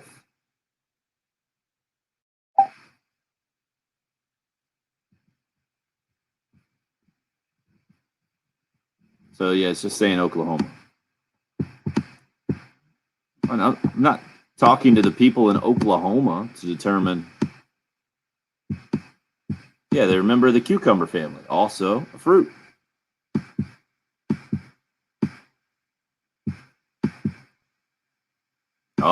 So there's one horticulturist at Oklahoma State University that believes there can be crossover between fruits and vegetables. Oh no, she's got that line. There's no black and white in biology. It's all dingy gray. Oh, I thought that's the point of biology, that it is black. We're not going down that rabbit hole this morning. Mm-mm. Agreed, Clint. Nice. Now, what the heck is dragon fruit? Do we know what dragon fruit is? Oh yeah, it's kind of pinkish on the inside. Isn't it kind of prickly on the outside? Related to the pitaya, which I don't know what that is either, and watermelon. Okay. Grown on a cactus. Okay, I have heard of it then. Do people really eat it? They put it in drinks for sure. Okay. Tropical fruit has become increasingly popular in recent years. All right, Jed, I'll do a little intro here, and then we'll do that Wes Clark number 3. Okay. Cool? Yep. You guys are up? Or you're up? The debate rages as the Sudeth Automotive poll questions up and rolling on Twitter at Tim Hill 1075 is watermelon the worst fruit.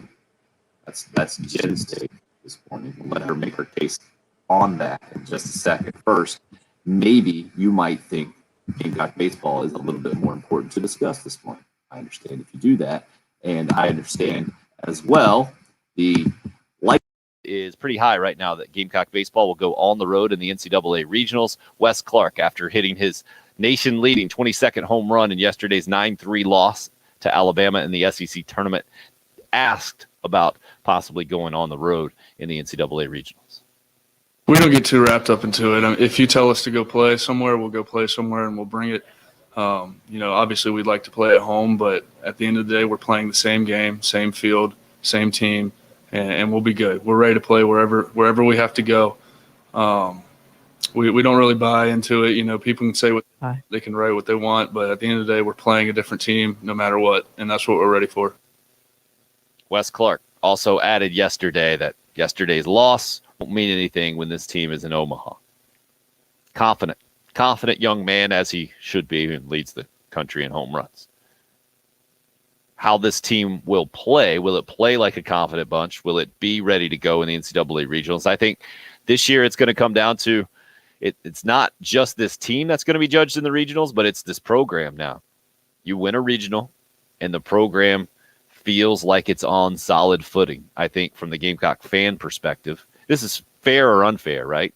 I think when you finish 7th in the SEC, I think it's fair for this program to not feel great about that from what this program has been. Now, you feel okay about it, and you make it to the final 16 teams in the country and win an NCAA regional, then I think Gamecock fans will feel like it's headed in the right direction. You don't do that, and I think it's logical to not feel that way in a lot of ways. Bill, can you help us out? Well, let's let Jen state her case. Mark popped up on the live video chat and saying watermelon is the worst fruit. I've never even heard that hot take. Jen, why did you agree? I don't like the taste. I don't know what it is, but I can't do it. I can't eat watermelon. I can't eat cantaloupe. I can't do melon, okay, so honeydew melon and all those things. Right. So It's you're getting to my point there. Justin says watermelon isn't the worst fruit. That's reserved for honeydew melon, but it's definitely bottom 3. A lot of people have given votes to cantaloupe as well. To me, it's not even close. Watermelon's not in the conversation with cantaloupe, and I agree. Honeydew is the worst. Is that the green one? Is that right? Or is that a different one? I don't know. Yeah. The green one's the one I don't like. That's the one that's the worst. And see, and I don't know enough to say that those are all so different. I just assume. All I know is if I want to go to a restaurant and get a little fruit cocktail or something, it gets hosed up because the watermelon permeates everything. Bill's shaking his head. He might go off on another gas baggy hot take like you did to start the show, where you were just taking a shot at Clemson fans. And strange Carolina fans. It's funny that Jen said that because as y'all were talking about it and I was driving back, my first thought was they're not completely wrong on watermelon. I don't eat a lot of watermelon, but my kids do. And I bought some yesterday for them. And then as I was just dropping them off, I was talking about this coming weekend, Memorial Day weekend. And I heard, Tim, it got me started. You were like, oh, yeah, we had the All-American dinner last night, hot dogs and watermelon. Well, I had previously dropped my kids off, and I had told them, I was like, grill out this weekend, do a lot of grilling, and we'll get some watermelon. You guys like watermelon, so obviously I'm buying a lot of it. And to me, it's kind of a staple of Memorial Day and Independence Day. You always have watermelon around, but I'm not one that really goes out of my way to eat it. And so my initial thought was, I was with Jen. I was like, watermelon. And then I thought, man, for a guy who says, no, it's the worst, I have a lot of it, and I do tend to snack on it. And it's a multi-purpose fruit. You can make it an adult fruit. You can soak it in vodka. You can have some adult snacks.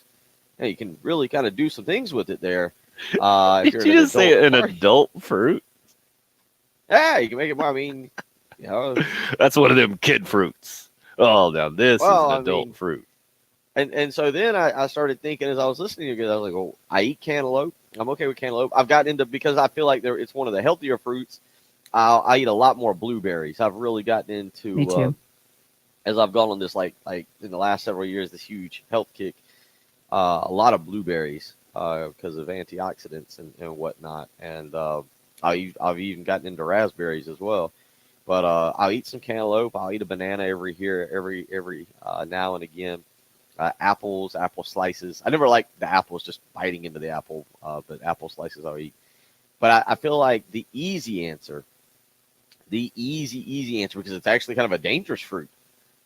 You ever squirt some grapefruit in your eye? You ever go after a grapefruit? Get a little bit in your eye? That's pretty good. Grapefruit's a dangerous fruit. It's a good point. Certainly deserves a mention in this vigorous debate we're having here, because as I've gotten older, I've actually been able to eat some cantaloupe. I've eaten honeydew every now and again because to me, the taste buds have dulled a little bit. I can, maybe my palate has developed more, but every time I've seen a grapefruit and I'm like, oh man, this looks delicious. It looks fantastic. It's healthy for you. Maybe be a great way to start my day. The first drop that hits my tongue, it's just so bitter. Oh, brutal. It's awful. Brutal. It's not, Agreed, Bill. It's that's the best take you've ever had on the show.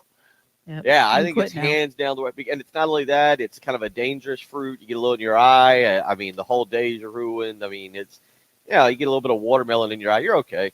Watermelon's basically water. Well, cantaloupe, I mean, unless you're throwing the actual cantaloupe at somebody, again, not painful. Grapefruit, you go in with a spoon and that thing squirts. You could take out someone sitting next to you. That's a good point. Bad fruit all the way around. And sometimes watermelon would be entertaining because, you might have like watermelon seed spitting contests and things like that. Yeah. And I would have to go and prepare. I would have to go spoon them out early, wash them off, and then be prepared for battle. How about this, guys? Thinking about this. We've had a sports talk miracle on the show. Mark, who started this conversation, said, how did I forget about grapefruit? That may be the worst. Yeah. I will agree to change my mind. Let's wrap up shop. Grapefruit is the worst. This has never happened. The history I was of also radio. thinking, as Jen said this, and I don't know if people will agree with this take because I'm not sure it's right. Jen, you're from the Midwest, so you're going to be the person who has the most on this.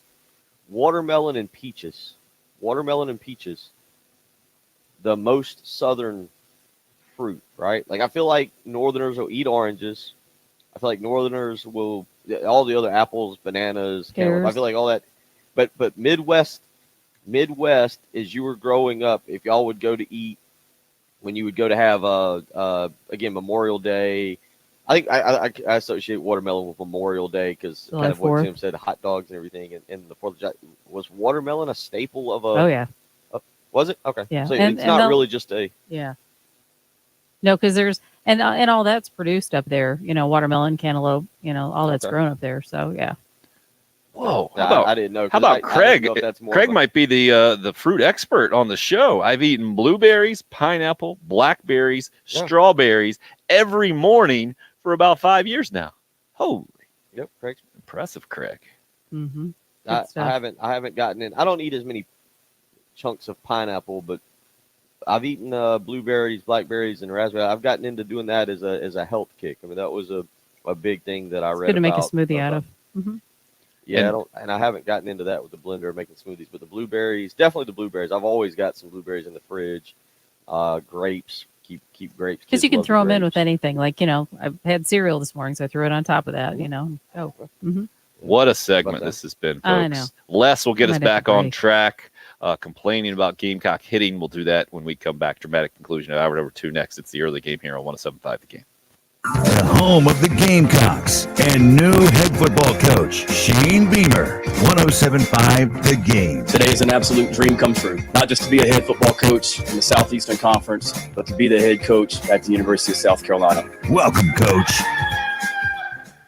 Hey, wanted to tell you good news that hot dog and watermelon dinner at my house did not end up in dirty carpet, a massive spill. That's a big win at my house these days with a 6 and 8-year-old as well as the 1-year-old. We're thinking the 1-year-old might be done yelling during dinner now. I think we've worked past that. We've just shoving more food in his face. And I think as the teeth continue to come in, I think it's going to get easier at our house. It has gotten easier around our house because we've had professional help with our floors. Carpet and air duct cleaning of Zero Res carpet and air duct cleaning completely helped us, been excellent, helping to clean our carpets, cleaned an area rug for us, freshened up the tile in both the kitchen and the bathroom. Obviously, we need some professional help around our house. Fortunately, Zero Res, exactly what I recommend, because not only will they clean your house, they'll do it differently, cleaning your carpets or your air ducts than anybody else. They have a patented powered water system they use, no harsh chemicals involved in the process,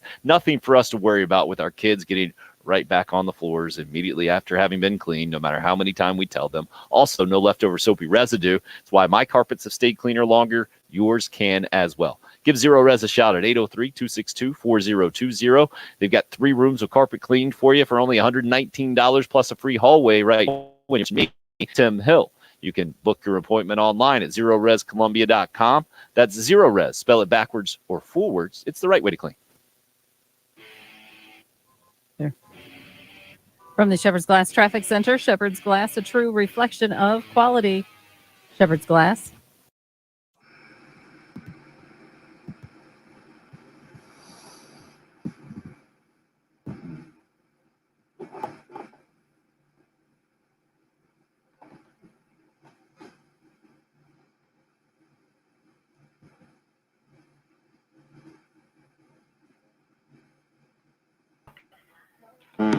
We ate early last night, so y'all made me kind of hungry. So now I went and got some of the blueberries out of the fridge.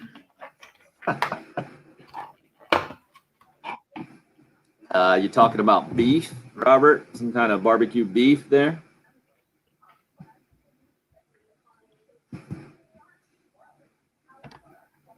I'd say it's more rude than silly there, T-Ray.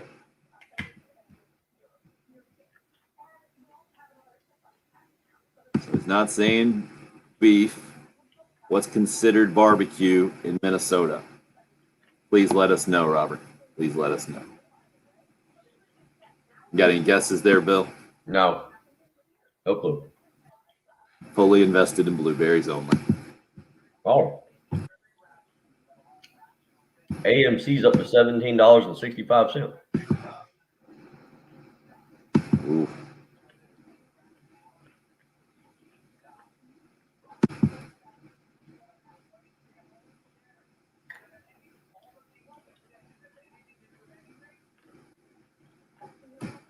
Sloppy Joe.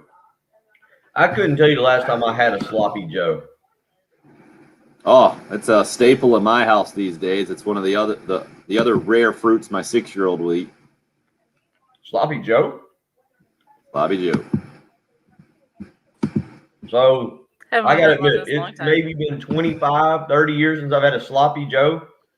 What exactly is it? Is that just like chili? Yeah, hamburger meat, basically. Ground beef. Yeah, it's just ground beef and Could be some ketchup and molasses or Yep. There was some mustard in there too at our house. yep. huh. I happen to like the simple just manwich. My husband thinks that's like, that just shouldn't even be on the planet because he likes to make his own. I'm like, whatever. See what Mark said there? We have done our job this morning. Good. One man famous Famous daddy. to one other person, but we'll take it. Hope, is that your good morning to everyone? You're just coming in hot like that? You said good morning earlier, I think. Oh, I see it. 7:46. Sorry, I missed it there. Just a flurry of fruit takes. Yeah.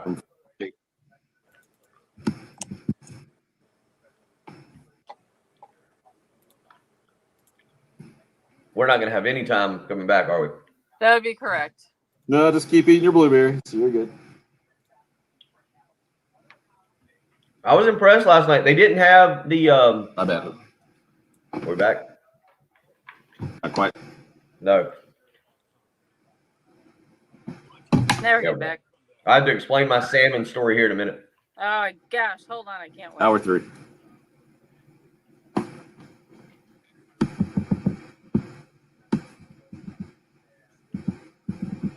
Yep. This is fitting. Let's face it, Les says. We have good pitching and very poor hitting talking about Gamecock baseball. When you only have one hitter over 300, you're not going to go very far in the postseason. I disagree, man. It doesn't matter about your season batting average. It matters about clutch hitting. And that has also been a problem for this year's team. They do usually go hand in hand. But you can get hot. So you also have to have really good pitching in the postseason too, Bill. And you've got a salmon story for us coming up in hour 3. 20. I do. Well, I was going to tell it off air, but I tell you what, did you see Monty's take on the text line about grapefruit? Well, That's Monty is. informative. I know he's been through some heart issues, so he's saying you got to avoid grapefruits with certain heart medications. What a public service announcement. Wow. As we end hour 2. Fair.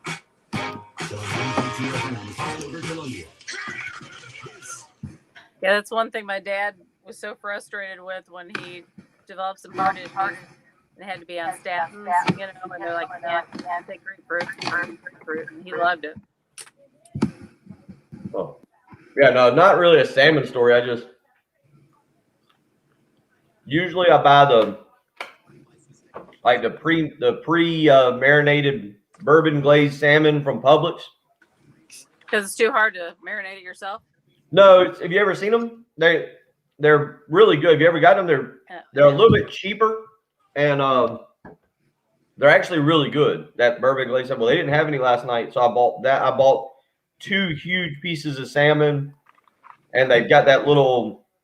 The guy showed me behind it, like I guess the little marinade. It's into like the little little cup or whatever. I've still got some actually, and it was ginger sesame.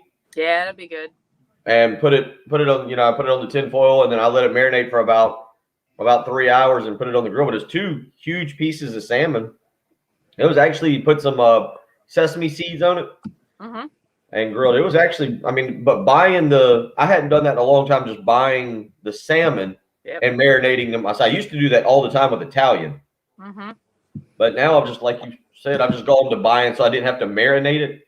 So it's kind of already pre-done, just going straight to the bourbon. They got bourbon glazed and brown sugar always at Publix, but they didn't have any last night. I've still got that piece of trout that I need to cook too.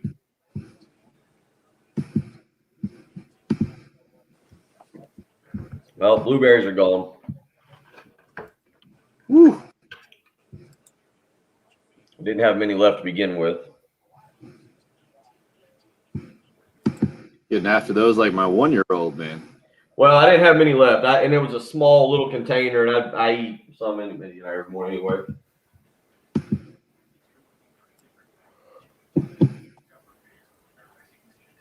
Peel pink grapefruit and eat it like an orange. Totally delish. Kelly, you are a crazy person. Yeah.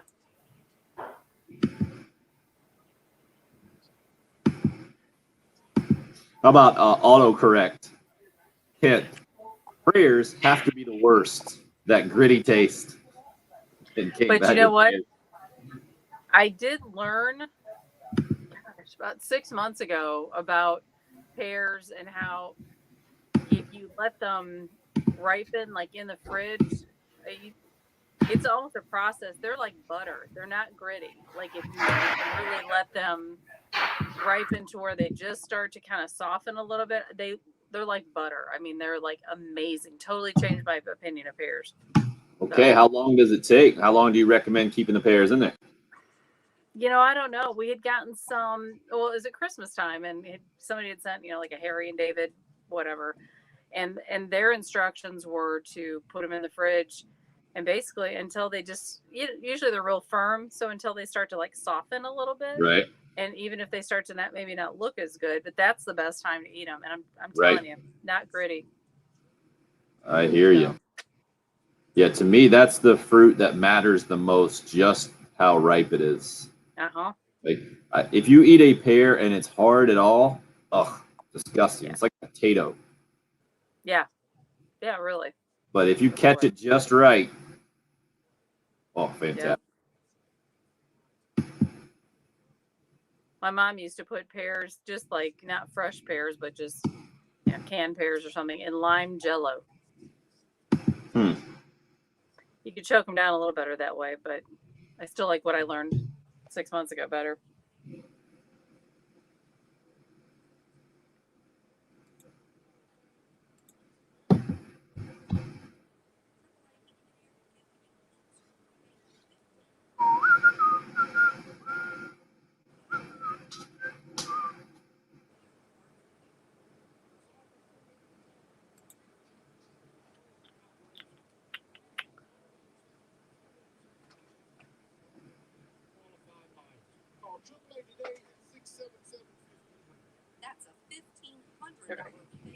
Alan, interesting.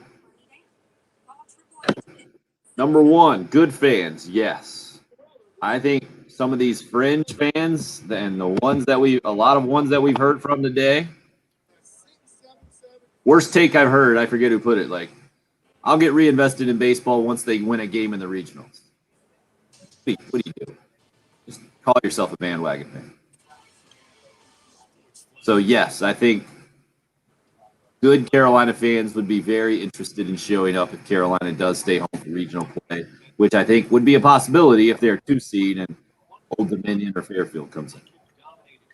No, and the answer to number 2 is I never even really thought about it. College baseball plays too many regular season games. Why do you say that, Alan? I'll just go to like the percentage of college games versus professional games. It's like a third, right? Which is the fewest of any sport. Football is more than half of what the NFL plays. Now that they're up to 17, it's more like 3/4, right? 75%. College basketball, you usually get what, Bill? 35 regular season games, somewhere around there, maybe 32. College basketball, I think it's capped at 31 or 32, depending on your Right. the little multiple team tournament you can get in. I think it was down to 28 this year, maybe because of COVID issues, but that's more than a third of the 82 in the NBA. I think baseball is just a game that you have to play, and you play every day. And that's how you determine, that's the best way to determine who's the best team. Well, I couldn't help it. I ate a few pieces of watermelon and threw some bacon in the oven. So impressionable. Love it. Never want to go back to studio unless we get an oven. Your next meeting with management, can we request an oven for the studio? We can't even have a little fridge that doesn't probably have asbestos laced in it. Well, baby steps, Bill. Baby steps. When you meet with our general manager later today, can you say we have a request from the staff? He would like an oven. We don't have a water fountain. Bill wants to go straight to the oven. Right. What do you think when we come back, if I just bring in a small air fryer and put it on my desk? There you go. How do you think the engineer will take that? Love it. Jen, let's do the short Wes Clark one again about Omaha to start. Okay. Thank you. Dude, I don't even know where you can eat anything because, you're not supposed to eat anywhere except maybe in Right. the bathroom.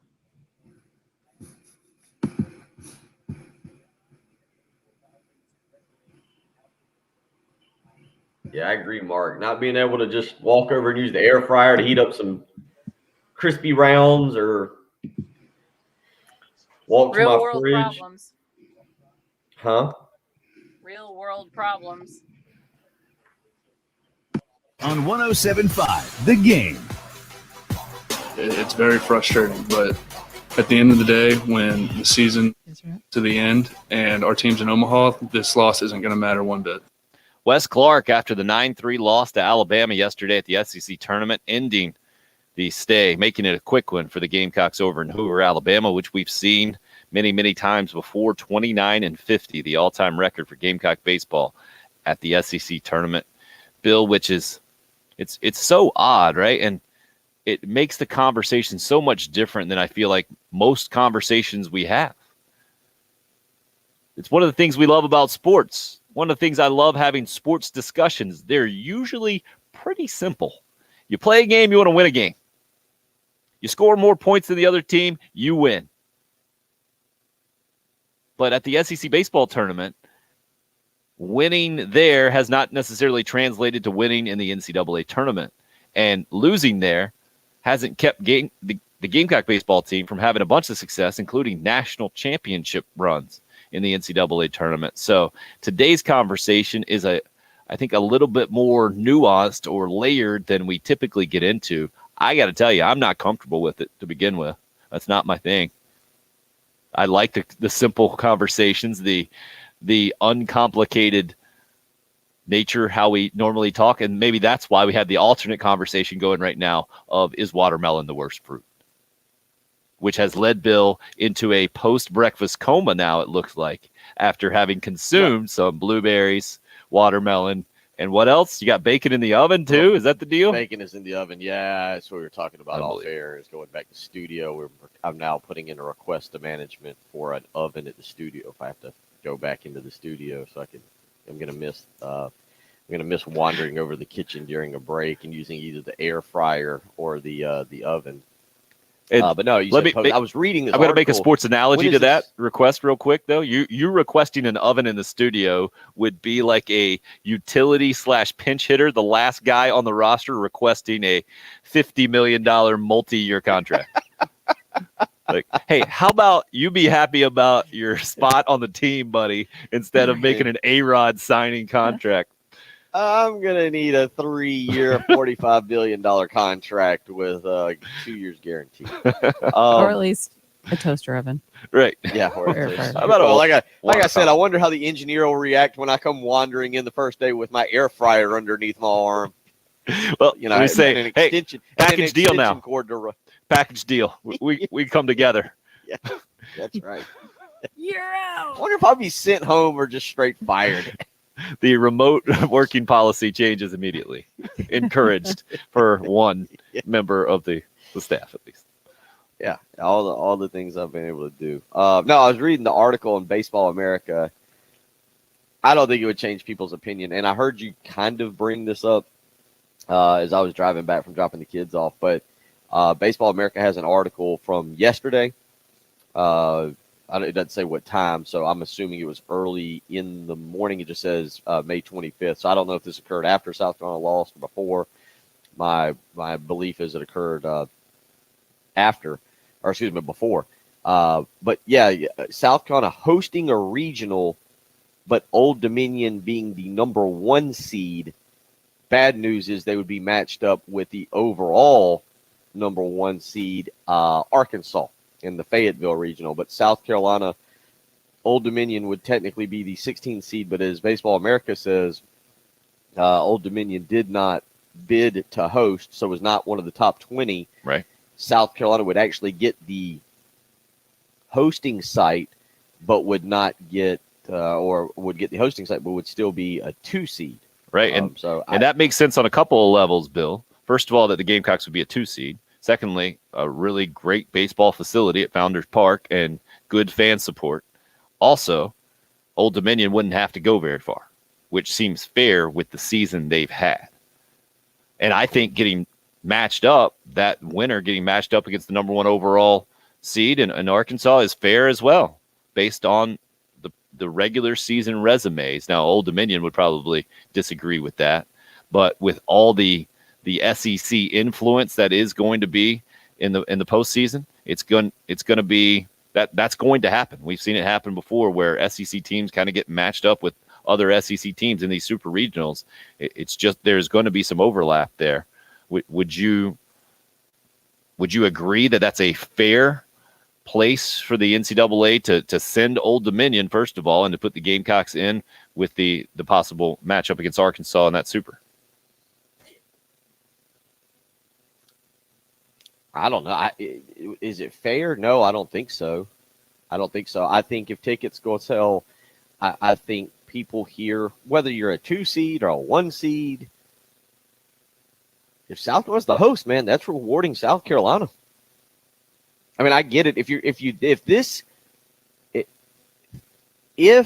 scenario played out, now this would be interesting. If this scenario played out, and I'm not even going to sit here and pretend I know a single thing about Old Dominion baseball. No clue. Couldn't name a player, don't have zero clue who the coach is. But in this scenario, your field is Old Dominion's the 1 seed, South Carolina hosting is the 2 seed, North Carolina is the 3 seed, VCU is the 4 seed. My assumption is that Mark Kingston would throw his best pitcher against North Carolina. Maybe that's the team you're most fearful of. That'd be Brett Carey in game 1. Nothing against Old Dominion. Again, I know nothing about him, so maybe I'm completely wrong. I don't think Old Dominion is going to be Arkansas, Vanderbilt, Mississippi, Mississippi State, Tennessee. If you face those 5 teams, and South Carolina has, and they got on the road against Texas. I know they were swept in 2 of those series I just mentioned. Old Dominion's not those teams. And you give South Carolina fans the opportunity to buy up those tickets, that's rewarding South Carolina. There's no reward for Old Dominion in this scenario. That would be a wild. I don't believe that happens. I just don't. But Old Dominion didn't bid to host. But and this is, again, you can check this out. The article came out yesterday morning. So, again, I don't know how much I really don't think yesterday changed anything with the NCAA field.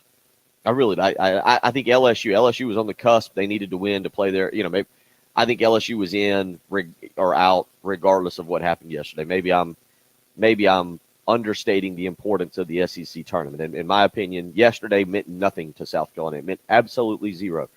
Somebody asked as I was driving the kids to school, asked you about what was the question? I forget how it was phrased about, is the SEC tournament that difficult if nobody else cares? And that was a great question. I think Neil asked it. And that was a good question because, what do you think? 7 teams in this tournament don't care? Well, it's not that they don't care. Fair? It's just they're not doing absolutely everything they need to do to win. You know what I'm saying? Like, Carolina cared yesterday. C.J. Wines didn't throw 5 wild pitches yesterday because he didn't care. He lost his control. He might have cared a little too much. That might have been part of it. I don't know, but that's just oversimplifying it, I think. I think you got to go with doing everything they can to win games. And publicly, they might say they are, right? But we all know by the moves that are made that it would just be a poor managerial coaching move to do that at this point with the NCAA tournament looming.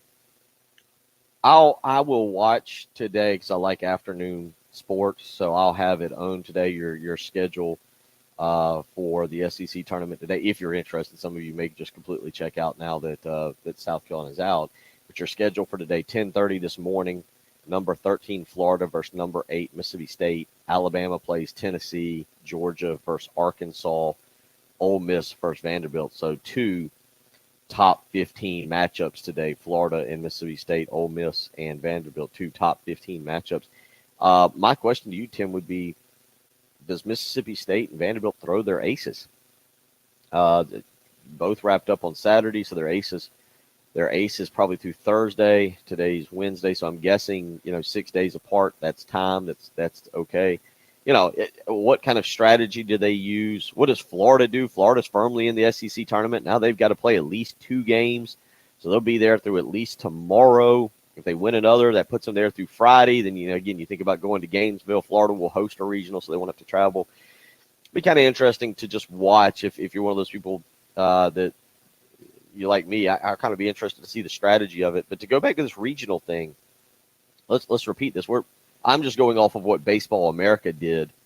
Again, you can check that out at baseballamerica.com, and they've got their final projected field of 64. Well, one of the things that tells me, Tim, is if you have a final projected field of 64, Baseball America, I don't know how reliable people go with these websites. I don't know if people think D1 Baseball is more reliable or Baseball America or, but a final means they're saying that the conference tournaments as a whole, not just the SEC tournament, pretty irrelevant this year.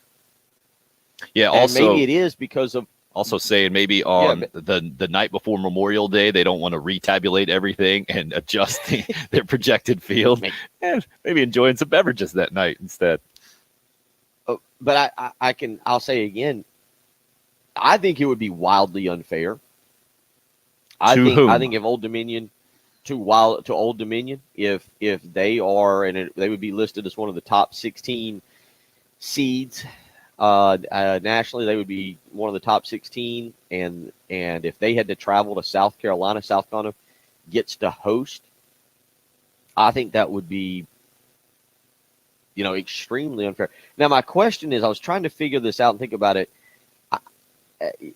I'm guessing if that happened, because, initially it was going to be, we're going to pick 16 host sites, and then is it going to be 8 predetermined super regional sites? Right.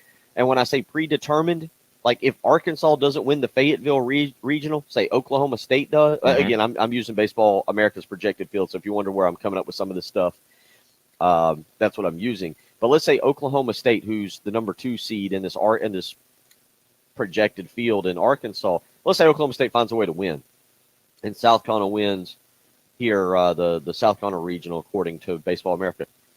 Because it's predetermined, would South Carolina go to Fayetteville? I believe so.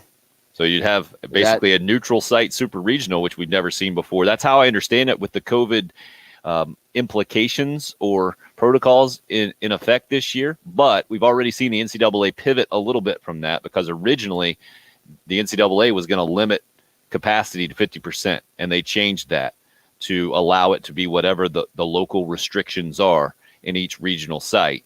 So I don't know if they're going to pivot on this as well. And originally they were just going to announce the 16 regional sites, and then they moved that up to 20 and the whole thing. So we've already seen some adjustments made.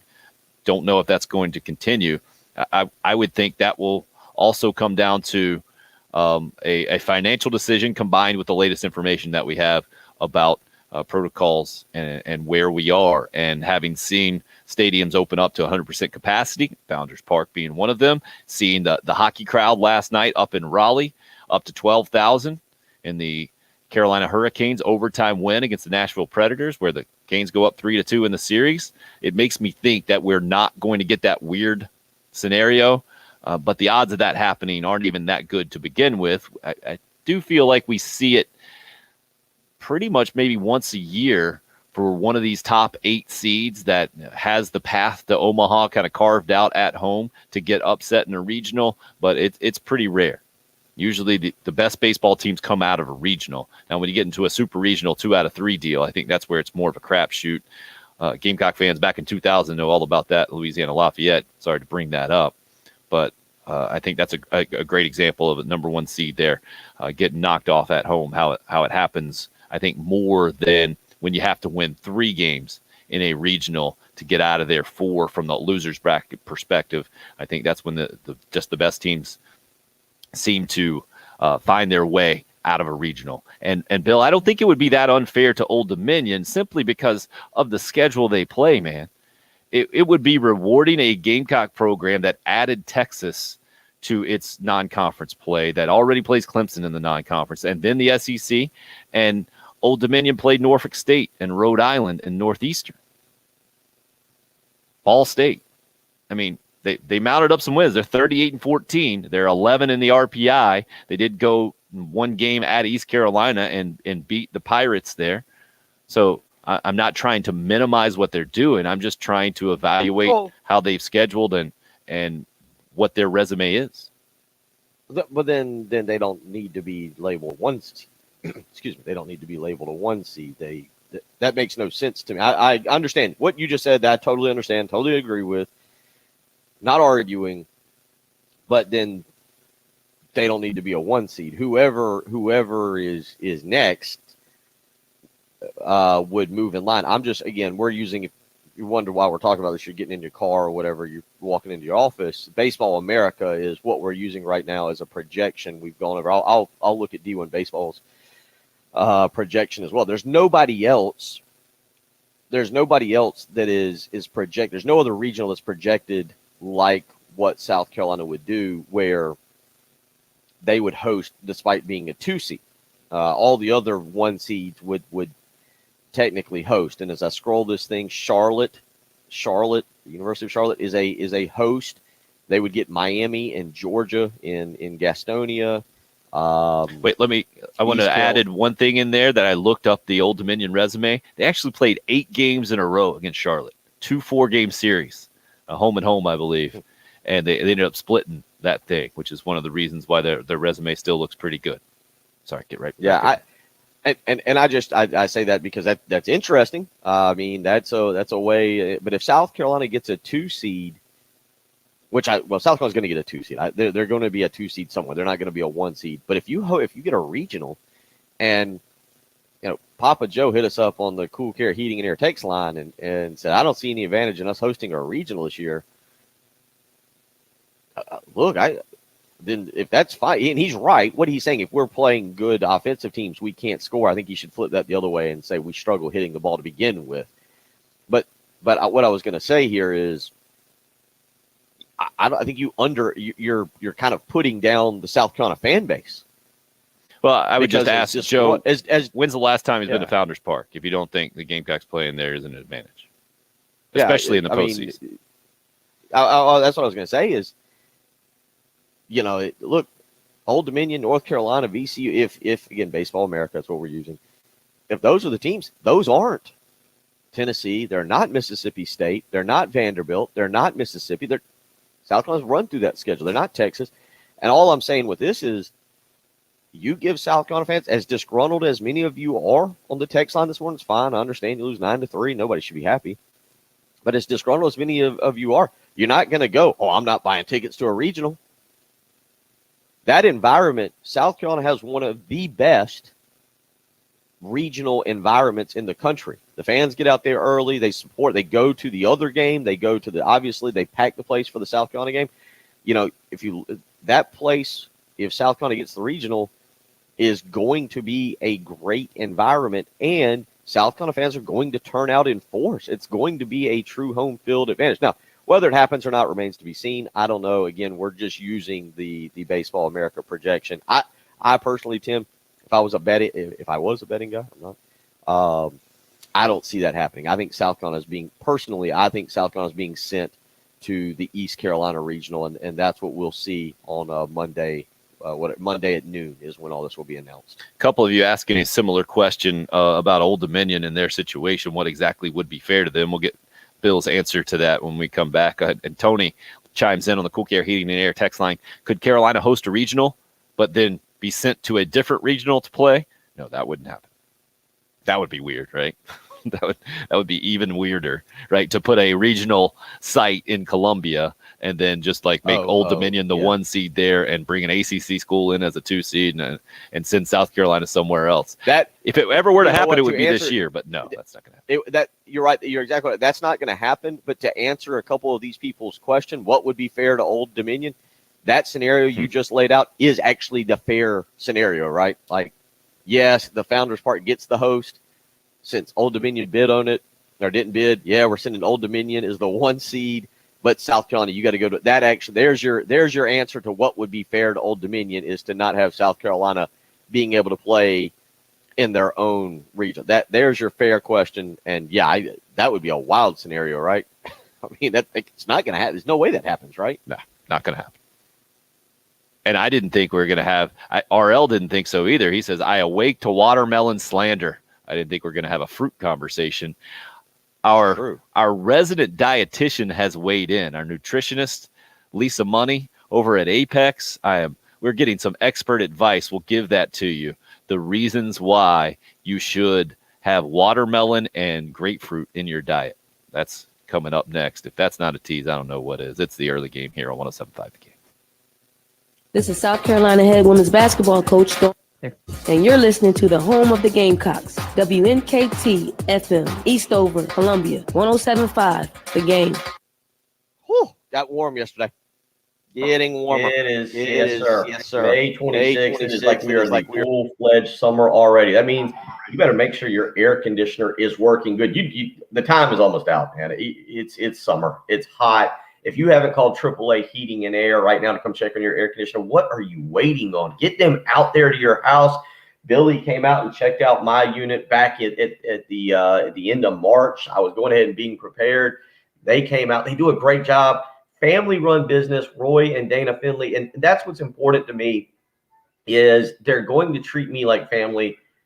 You know me. My baseball takes aren't all that great. You think you question my baseball takes? You should question what I know about heating and air conditioning units. I know nothing, so I have to trust people.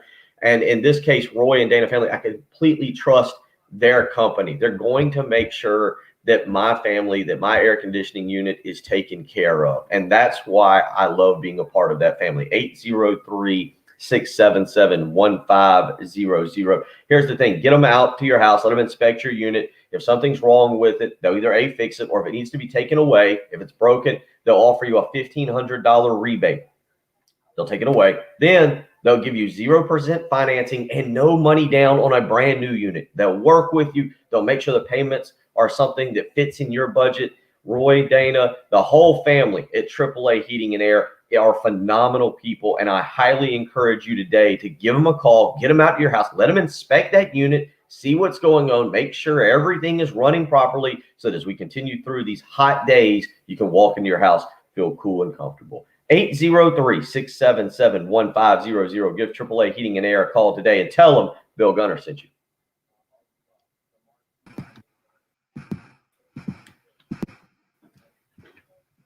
All right, let's check on this bacon. Get to the important stuff.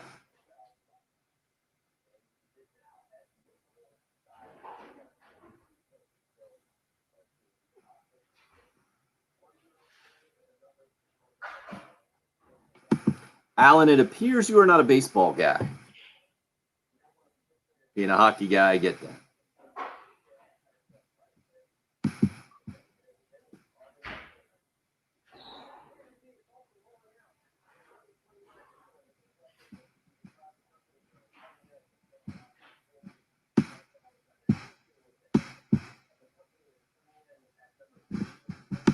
Yeah, I think actually not the two midweek games anymore, less how they spread out the season a little bit definitely makes it better from a pitching perspective.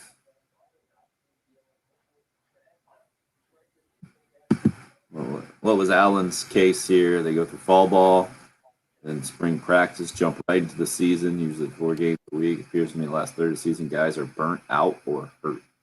That's right, DC. We got some bacon. It's the season, man. Had some watermelon, some blueberries. That was an interesting text message from Lisa Money there about. Awesome. Yeah, that has me looking up Radler. All right, a little bit more coffee too.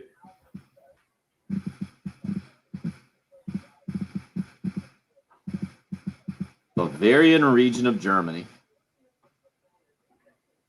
Okay, apparently it was ripped off. So we'll tell you why we're looking up this beer thing. Has to do with grapefruit, which has to do with this watermelon conversation. Dusenhofen, just outside of Munich. Huh. Whoa.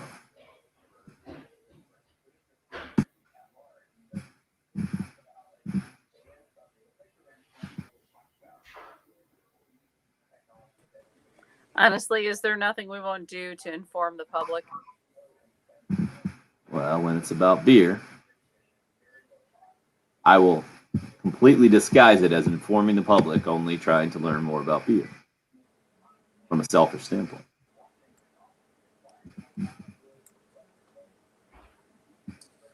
Where's Mount Vintage, Alan?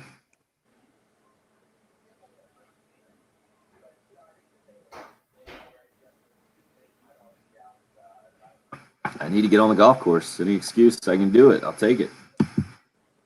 I need to today. I need to order me I either need to go get some of that Black Rifle coffee that I can drink black. I've gotten away from my drinking coffee black deal. I need to get back on that little kick. Do one more kind of healthy thing.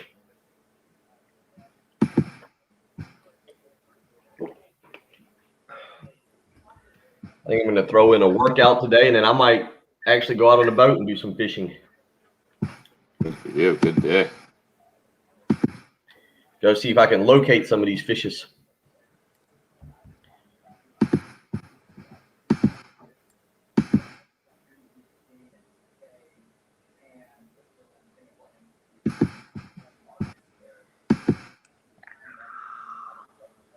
North Augusta. Nice. You heard of Mount Vintage, Bill? Never heard of it. Yeah. I mean, I've never played there, but I've heard of it, and I have heard it's a very nice course. They're supposed to be building another one down there off of kind of toward Edgefield, somebody was telling me about. Down there around Aiken. It's supposed to be super nice. Supposed to be building it soon. Nice. Love to get that going, Alan. Thank you for the offer.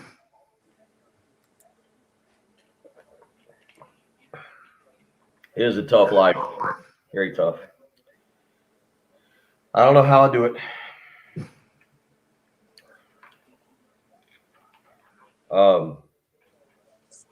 I got my Pinehurst trip coming up in 2 or 3 weeks. June 11th Nice. and 13th. Who you rolling there with? Oh, my buddy Chad. I went there last year. It's Right. a huge, like, kind of this guy up in Raleigh puts it together, and it's like 200 people. It's a fun little event, like the way they set it up. Play Friday, Saturday, Sunday. Nice.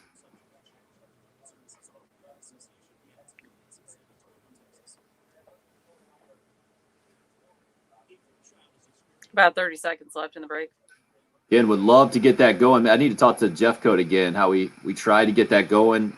We were close to doing it, getting him to pull the trigger on that thing. Think about a 107.5 The Game Ryder Cup event. Remember that? Yeah. That'd be You fun. try to do that. I think people would be maybe even more interested. What do we call it? The bye week. I think we tried to do it on the bye week was the plan last year for Carolina's bye weekend or something. I know what you're talking about. Yeah, the travel when we were going to go down to the. I know exactly. Yeah. Bye week this year's Halloween weekend. Yes. I was filling out the rest of my calendar yesterday. Is there something you want to hear? Number one, please. Kingston won. Yes, ma'am. Thank you.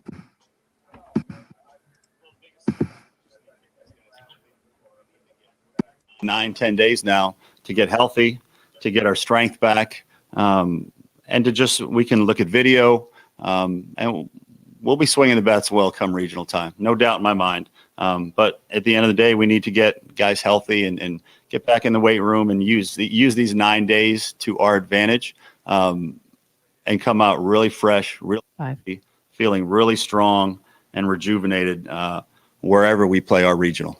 Hearing a little bit of Frank Martin in there from Mark Kingston, the Carolina baseball coach, after the 9-3 loss to Alabama yesterday, eliminated the Gamecocks. They went one and done over at Hoover at the SEC tournament, and now have a bit of a break. I say Frank Martin because he's the one coach that I've heard maybe the most that preaches about how much he enjoys practice, how much more he enjoys practice than games.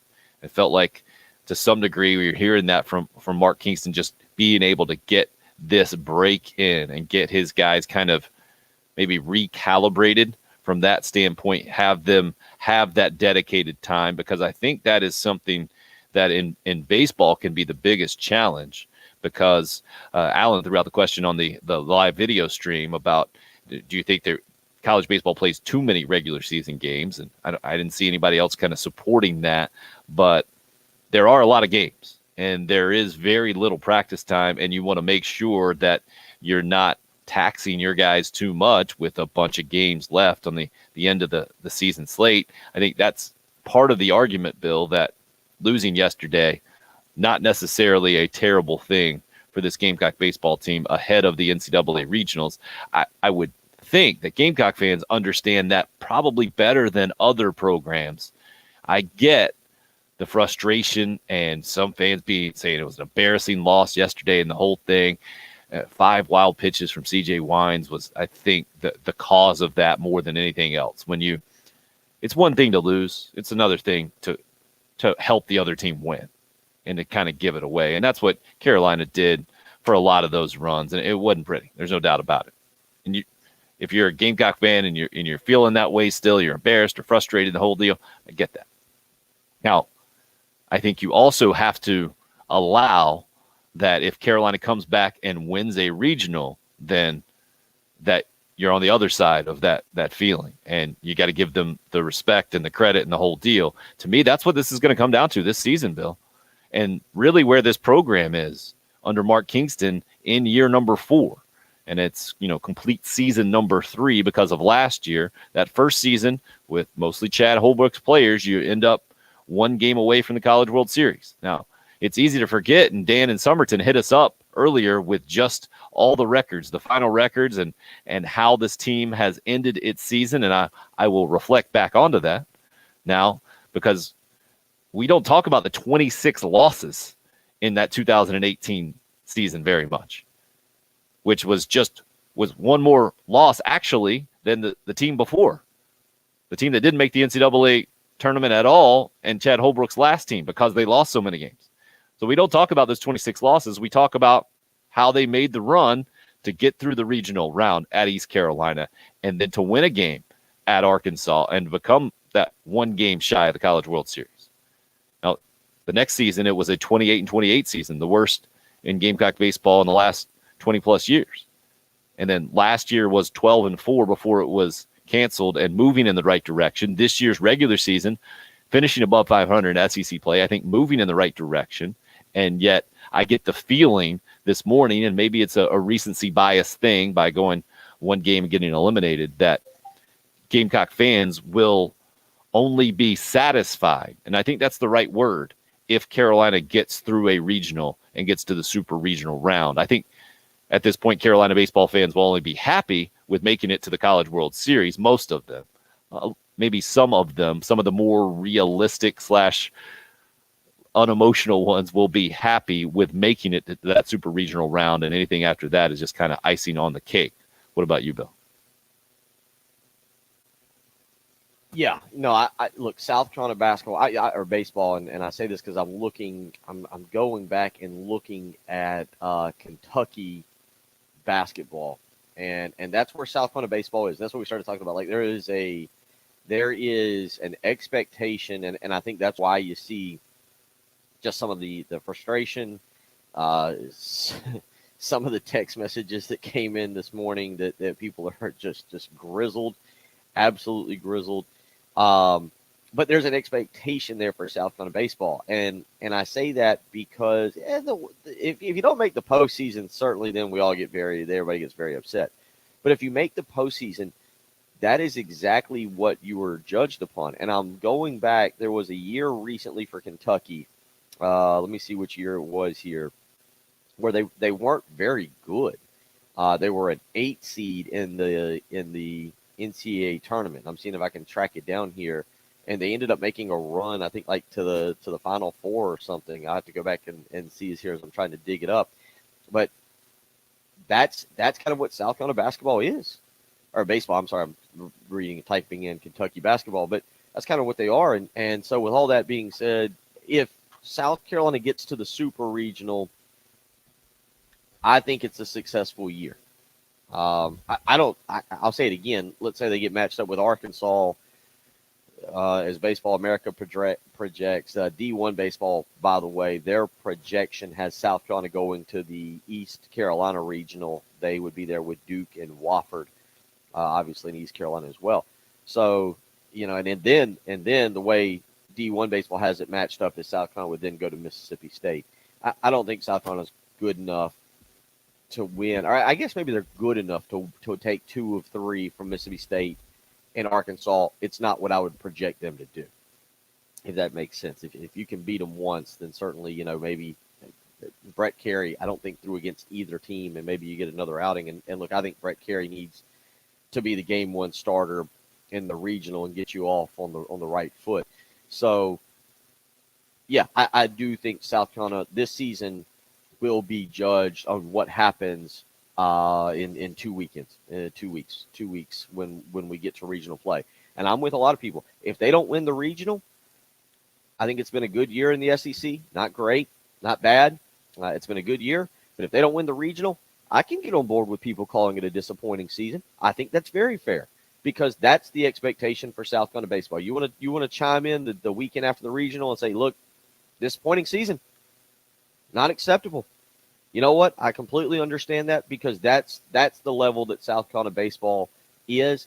I think that's what Mark Kingston has returned them to, and I think that is a perfectly fair expectation, especially for this team, given the schedule that they've played, given some of the wins, some of the losses. Winning a regional, whether it's on the road or it's in Columbia, I think is very fair. So Gamecock baseball has been the bulk of our discussion today because of where not only the team is after yesterday's 9-3 loss to Alabama, but where the program is. And it has been a bumpy post-Ray Tanner era, I think is the best way to put it. But if you expected anything other than that, I think you might have been a little unrealistic knowing where the program was just at the top of college baseball at the time. I get it. You wanted it to stay there. The odds of that happening weren't great. And unfortunately for the Gamecocks, it's meant not going back to the College World Series since that last year in the Ray Tanner era in 2012.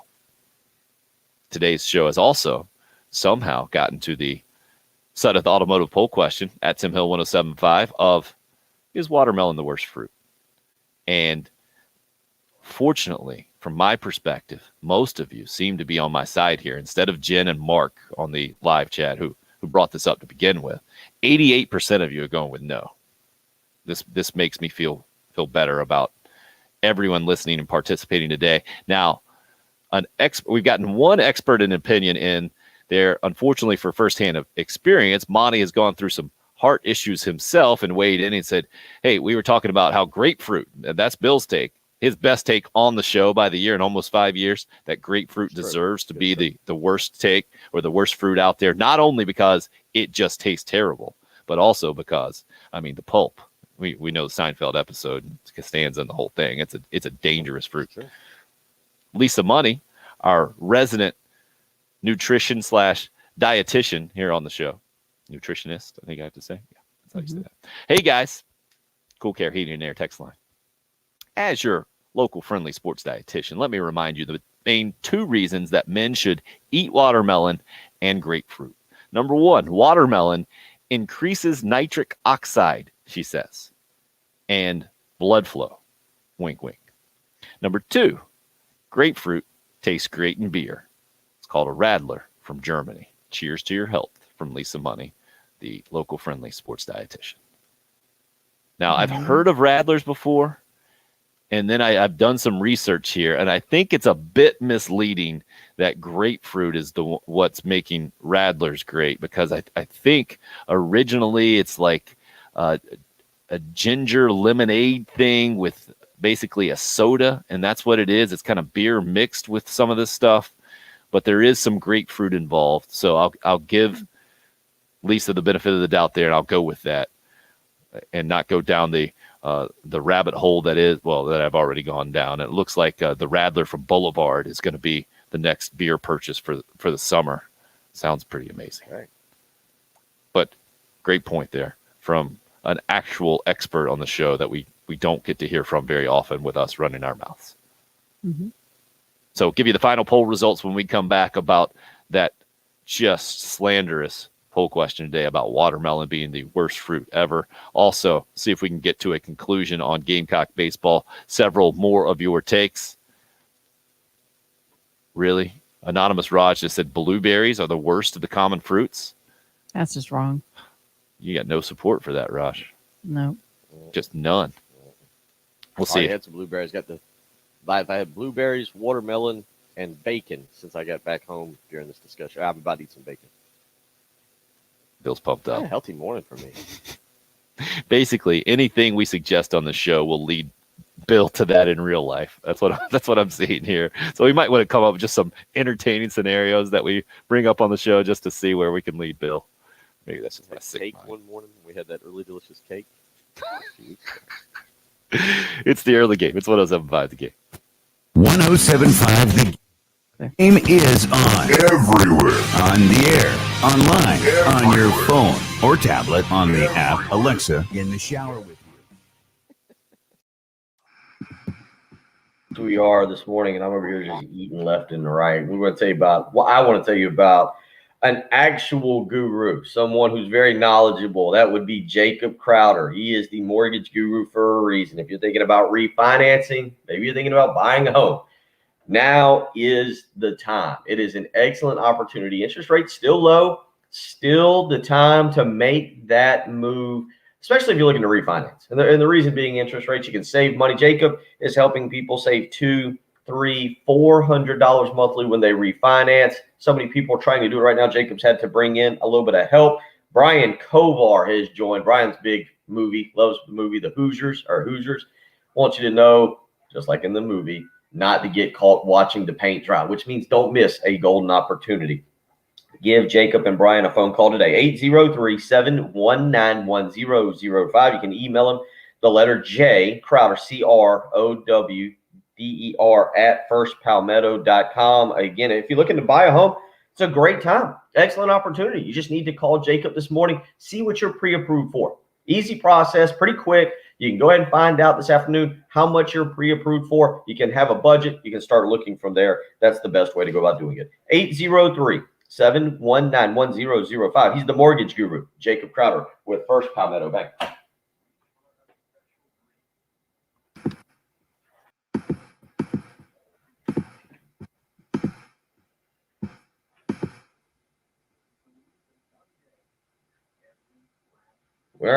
We're not going back to studio next week. What are you doing next week, Bill? We're not going back to studio.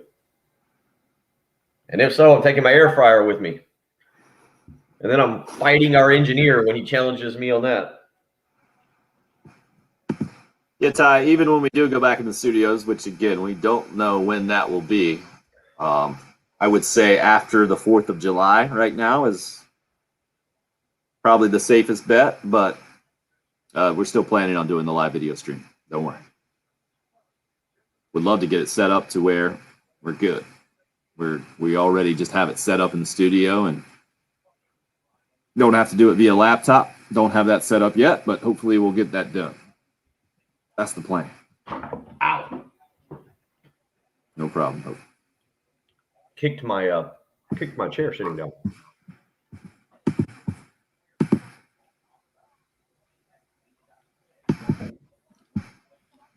So Craig just hit us up with a text on the text line there. I think that'll pretty much take us home. Good, I'm guessing 3 or 4 minutes is somewhere in the neighborhood of what we'll have coming back. Let me just calculate. Patrick is filling in for Pearson this week. Pearson is on vacation for basically his honeymoon, and so Patrick is in the afternoon. Oh, all right. I got a closure to the watermelon question too. I just got. Okay. What do you want got? to bring it up here, or you want me to save it? How much time you thinking, Jen? Yeah, probably about 4.5 minutes. Let's Something save like it then. Save it? Let's do it now. I'll say save it, and then I'll just start yapping about baseball, and we won't even get it in.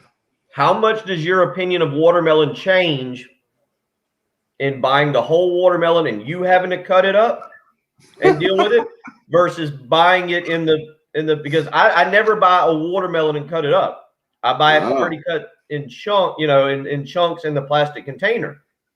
I just assumed you were one who would buy the watermelon so that you could make the watermelon balls laced in or soaked in, vodka or something.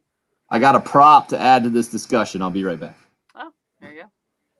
See, how much does that change your opinion of watermelon there?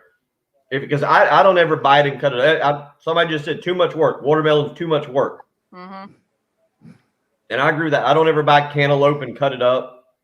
It totally.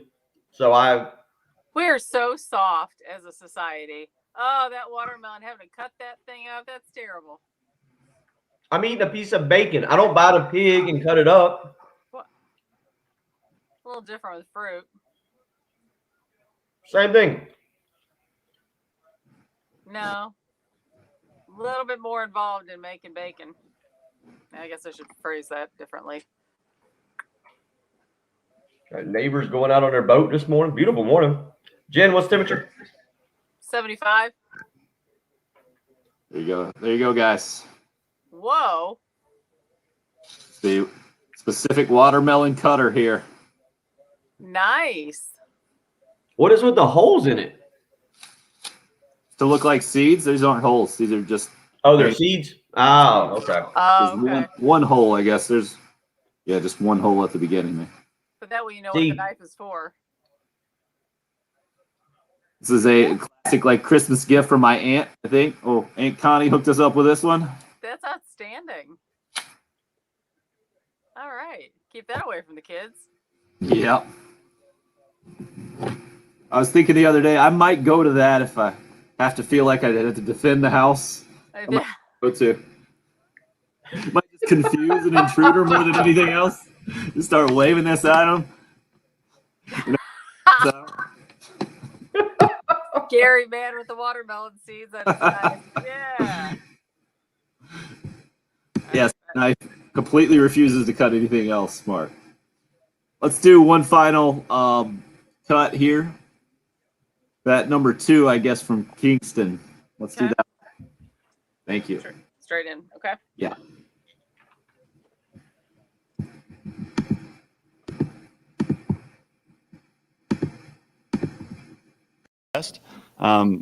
And we weren't going to play our position players and have them have setbacks. And so you have to live with the results of your plan. And disappointed we didn't pitch better, especially early in the game. But, CJ has done a good job for us, and John has done a good job for us. So when it doesn't go your way, you need to continue to have your players' backs. Teammates need to have each other's backs. And you just focus on the next opportunity you have. And the next opportunity we have is the tournament, which is very few of the teams in the country will have that opportunity. So we'll be ready to go. Yeah, 64 out of 293 that have played this year will make the NCAA tournament. The Gamecocks will be one of them. They are no longer part of the SEC tournament after losing 9-3 yesterday. That was Carolina coach Mark Kingston talking about it, referring to C.J. Wines, the starting pitcher, John Gilreath, the reliever who did not perform up to expectations, why Alabama got up to an 8-0 lead and went on to the 9-3 win. And hearing some frustration, Bill, I guess I would counsel Gamecock fans how Mark Kingston kind of concluded his comments there. When things don't go your way, you still got to have the backs of your players. I think that's what good fans do as well. Don't overreact and still support the team. And especially the opportunity to still host is there would be unlikely, and it would be as a number 2 seed probably, Old Dominion or maybe Fairfield coming down or something. But still an outside chance, I would say, at this point for the opportunity of Gamecock fans to go to Founders Park and see and support the team one more time this year. Yeah, I'm with you. I don't think it's likely. I wouldn't sit here and think that they're going to host, but I also don't think that they're going to go to an impossible regional. And again, look, they're not going to play a team. They're not going to be sent to a regional that's going to be tougher than the schedule they've already played. And that's why I will say again, not getting out of a regional would be a disappointment. They're not going to go to they shouldn't go. I guess anything could happen, but they're not going to go to a regional where they're going to see a Texas, a Mississippi State, a Vanderbilt, an Arkansas, a Mississippi, even a Florida. They're going to go to a regional in which they may very well be the favorite given the schedule that they've had to run through. Now, maybe their credentials don't line up with hosting, but they may go to a regional in which they're the favorite. And, I think it's easy to remember, but I'm also not going to tell people, look, I see the text line. We've done this for enough years. The fun part of sports is to completely freak out and lose your mind when something doesn't go right for your team. And yesterday was ugly. Yesterday was ugly. There's no sugarcoating getting walloped 9-3, but it's not been a bad year. They're very capable of winning a regional, whether it's here in Columbia or whether it's on the road, and we'll see where they end up. And I do really believe that while you never want to lose 9-3, getting the rest that this team will get is the best thing for them.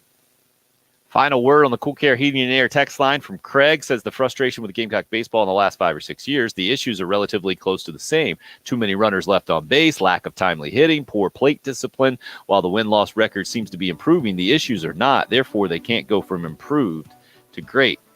Craig, I would just tell you, those issues, they're not unique to South Carolina baseball. That's what not winning a championship 45. looks like, man. That's just baseball. I've never heard of a good team that doesn't win a lot of games as being a really good team at timely hitting or not leaving runners on base. That, to me, that's just baseball. Trying to keep it in perspective today 30. is what we did after the SEC tournament loss yesterday. Not sure if we did it or not, Bill, but it was fun trying and also fun discussing watermelon as not the worst fruit ever. Thank goodness. Wrong. Sudeth Automotive poll question. Final 15. results. 180 votes. More than 90% saying no, watermelon is not the worst fruit. I feel vindicated, and I'm enjoying my watermelon knife here. This is Gamecock Athletics Director Fair. listening to 107.5 The Game, WNKT FM. Kind of like a visual gag to end a audio show. That's right. Perfect. The watermelon ninja, because that's what that kind of looks like, is a ninja knife. Hope you have a good. I feel healthy. I feel like I've got my day after a great start. I've had, I think, blueberries, some watermelon, and bacon, coffee, and now water. I don't feel like I can be any healthier. Thank you, DC. Have a great day. I agree. Farmers Market in Columbia, good place to go. Good call. And Yeah. getting the right watermelon is key. Yeah, exactly, Mark. Got it from my aunt for Christmas. Gift. Great There you gift. go. See you guys in the morning on the live stream. Everybody have a good Wednesday. Yep. Mark, you're famous. Congratulations.